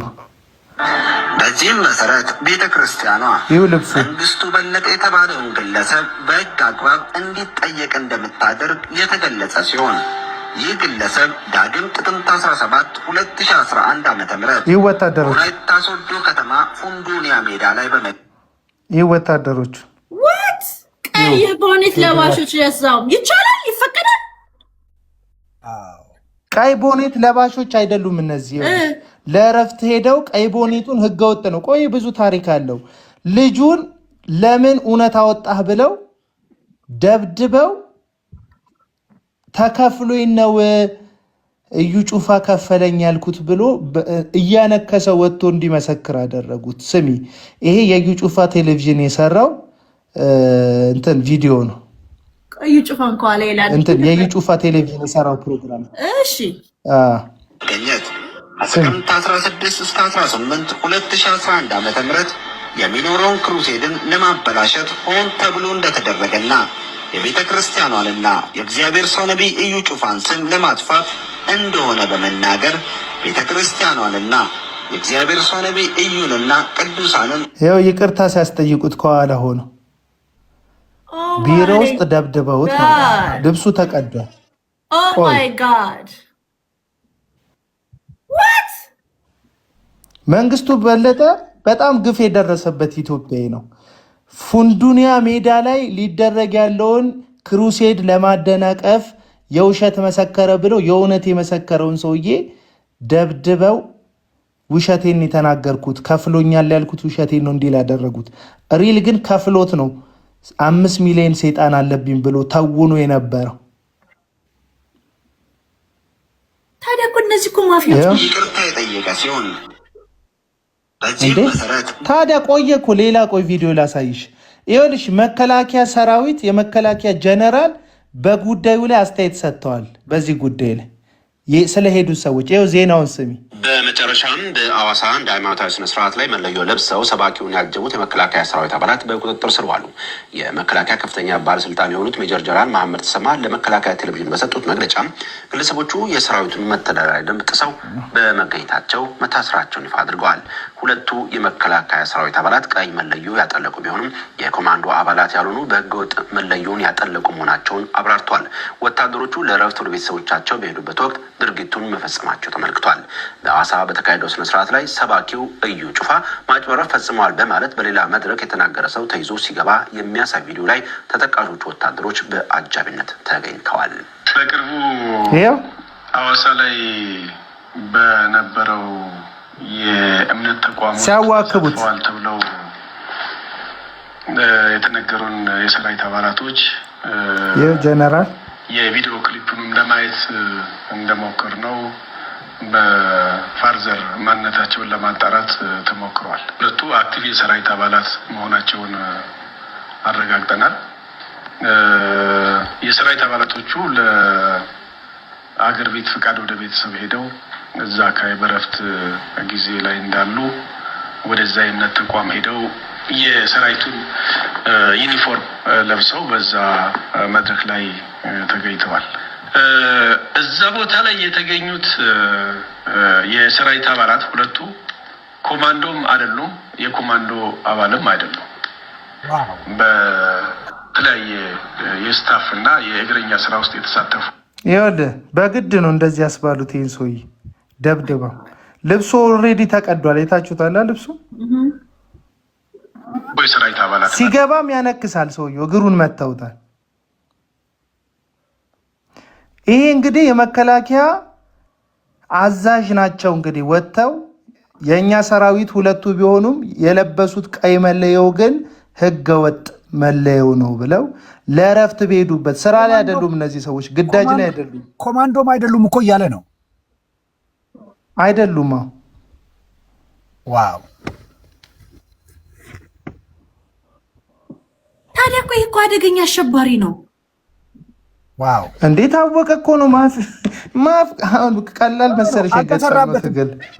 ይኸውልሽ ሌልቲ ይሄ ነገር አልተሰራበትም። ዝም ተባለ። ገባሽ? አንድ ነገር ሲታለፍ፣ ሁለት ነገር ሲታለፍ፣ ሶስት ነገር ሲታለፍ አንዱ አንዱን እያየ የወንጀሉን ልክ በጣም የወንጀሉን መጠን ከልክ በላይ እየለጠጡት ነው እነኚህ ሰዎች። ምክንያቱም ምንም ሲሆን አይታይም። አንድ የሃይማኖት ተቋም የሚገዛለት አንድ የሆነ ቢሮ መኖር መቻል አለበት። ምንም እንኳን እንትን ቢሆንም ህዝብ ነው። ህዝብ ህግ አለ፣ መንግስት አለው።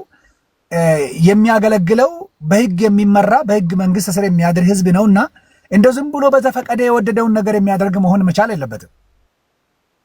የሃይማኖት ተቋማቶች የሃይማኖት አገልግሎታቸውን እኮ ለመትከል ለመንግስት ፈቃድ ለሚሰጠው አካል እኮ ለማሳመን ጽፎ የሚሰጡት እኮ አንድ ነገር አለ። ዝም ብሎ በመሬት አይደለም። ጽፎ የሚሰጡት ነገር ዜጋን ይጠቅማል ወይ? የሀገር የሚመጣውን ትውልድ ታማኝ ያደርገዋል ወይ? የዛን ማህበረሰብ ባህል ይጎዳል ወይ? የህዝቦችን የጋራ ጉዳይን ያበላሽ ይሆን ወይ? ለሀገር ደህንነት ስጋት ይሆናል ወይ? ለህዝቦች በሰላም አብሮነት መኖር ትሬት ይሆናል ወይ? የሚሉ ነገሮችን እኮ እንደማይሆኑ ተረጋግጦ እንደውም ጠቀሜታ ይኖረዋል ተብሎ ነው ፈቃድ እኮ የሚሰጠው። ነገር ግን ፈቃድ የሰጠው አካል እነዚህን ሰዎች ተከታትሎ ለህግ የሚያቀርብበት ደግሞ የራሱ የሆነ መዋቅር ሊኖረው ይገባል። በመሆኑም እነኚህ ሰዎች የዛሬ ምንም ይሁን መቼም ይሁን ተሰብስበው መጠየቅ አለባቸው። ለምን ካልሽ ከነኚህ ሰዎች ጋር የተፈለፈሉ የወጡ ሰዎች በየቦታ በየፎቁ እኮ ቸርች ከፍተዋል። ባነር አላቸው። 2 ሰዓት አንዱ ይጠቀማል።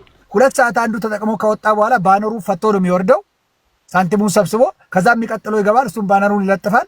የሚመጡ ሰዎች ይመጣሉ፣ መባ ይሰበስባል። ከዛ እሱም ይወርዳል። ሌላም ይገባል አለ። እንደ ስቱዲዮ ክራይ እንደ ስቱዲዮ ክራይ የሚከራይ አዳራሽ አለ።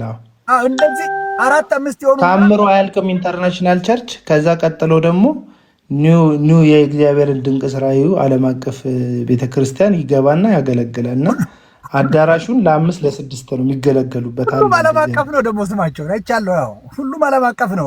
እሱ ህግ ነው። እሱ የካውንስሉ አንድ ህግ ነው። ሌላም ቦታ ሄደው እንዲከፍቱ መሰለኝ። አይ ቲንክ ግን ከሀገር መውጣት አልቻሉም። የቋንቋ ሙስንነት፣ የሀሳብም ሙስንነት አለባቸው። አይ አቤል ይኸውልህ ፈቃዱ እኮ ሲሰጥ ዓለም አቀፍ የሚል እኮ ቢያንስ አንድ ነገር ባለ ራዕይ መኖር አለበት ለሚመራው። ኢትዮጵያ የ80+ ብሔር ብሔረሰቦች ሀገር እንደመሆኗ ተው ዓለም አቀፍን ኢትዮጵያ አቀፍ ይሁን። ይሄ ሰውዬ ስንት ቋንቋ ችሎ ነው ይሄን አቀፍ የሚሰራው የሚል እኮ ከግምት መግባት ነበረበት። ለማንኛውም ስቱዲዮ ቤቶቹ ማለት እዩ ጩፋ ራሱ እኮ ተቀባይነቱ እኮ የሆነች ቦታ በአካባቢ ብቻ ነው። ተቀባይነቱንም ሄዶ ልክ የሆነ ግርግር ሲፈጠርበት ኮንፈረንስ ብሎ እዛ ሄዶ ወንጌል ስርጭት ብሎ የሆነ ሾው ያሳያል። ካባይ ለብሳል፣ ይጨፍርላቸዋል ይባላል እንጂ ከዛ ያለፈ የለው። አሁን ወደ ዘመዶችሽ ይሄዳል። እኔ አሁን መንግስት ወይ ያለን ችግር በቂ ነው። እኔ እንዳይመጣብን እንዳደርስብን እዚህ እኮ ነው ለብሶ ከቻ ደግሞ ያምርበታል። ሁሉም ነው የሚያምርበት። ይሄ የብሔራዊ ቲያትር ተዋናዮች አሉ። ላይክታት ነው እነዚህ ሰዎች። እውነቴን ነው። ብሔራዊ ቲያትር ያለ ተዋናይ ታውቃላችሁ አይደል? በተለይ በደርግ ዘመን የነበሩ ተዋናይ አማርኛውንም ኦሮምኛውንም ጉራግኛውንም አፋርኛውንም ራሳቸውን የሚዘፍኑት ሰዎች ይችላሉ ብዙ ቋንቋና ሁሉም ልብስ ያምርባቸዋል። ሁሉን እንቅስቃሴ ይችሉታሉ። እንደዚህኛው ግለሰብ ማለት ነው። እንደምታውቁት ሰይጣን የብርሃንን መልአክ እንዲመስል ራሱን ይለውጣል ይላል። አገልጋዮቹም የጽድቅ አገልጋይ እንዲመስሉ ራሳቸውን ይቀይራሉና እኔ ከኤርፖርት ራሱ እንትን ከፕሌን የወረደ አይመስለኝም ልብሱን ሲቀይር እዛ የሀገር ውስጥ በረራ ላይ በዛች ጠባብ ወንበር ላይ የቀየረው የሚመስለኝ። ሁለተኛ ጨፍሮ ጭፈራውን ከአይናችን ሳናጠፋው ጣ ብሎ በኦሮምኛ እያወራ እንዲህ እያለ አልመጣም። እግዚአብሔር ሆይ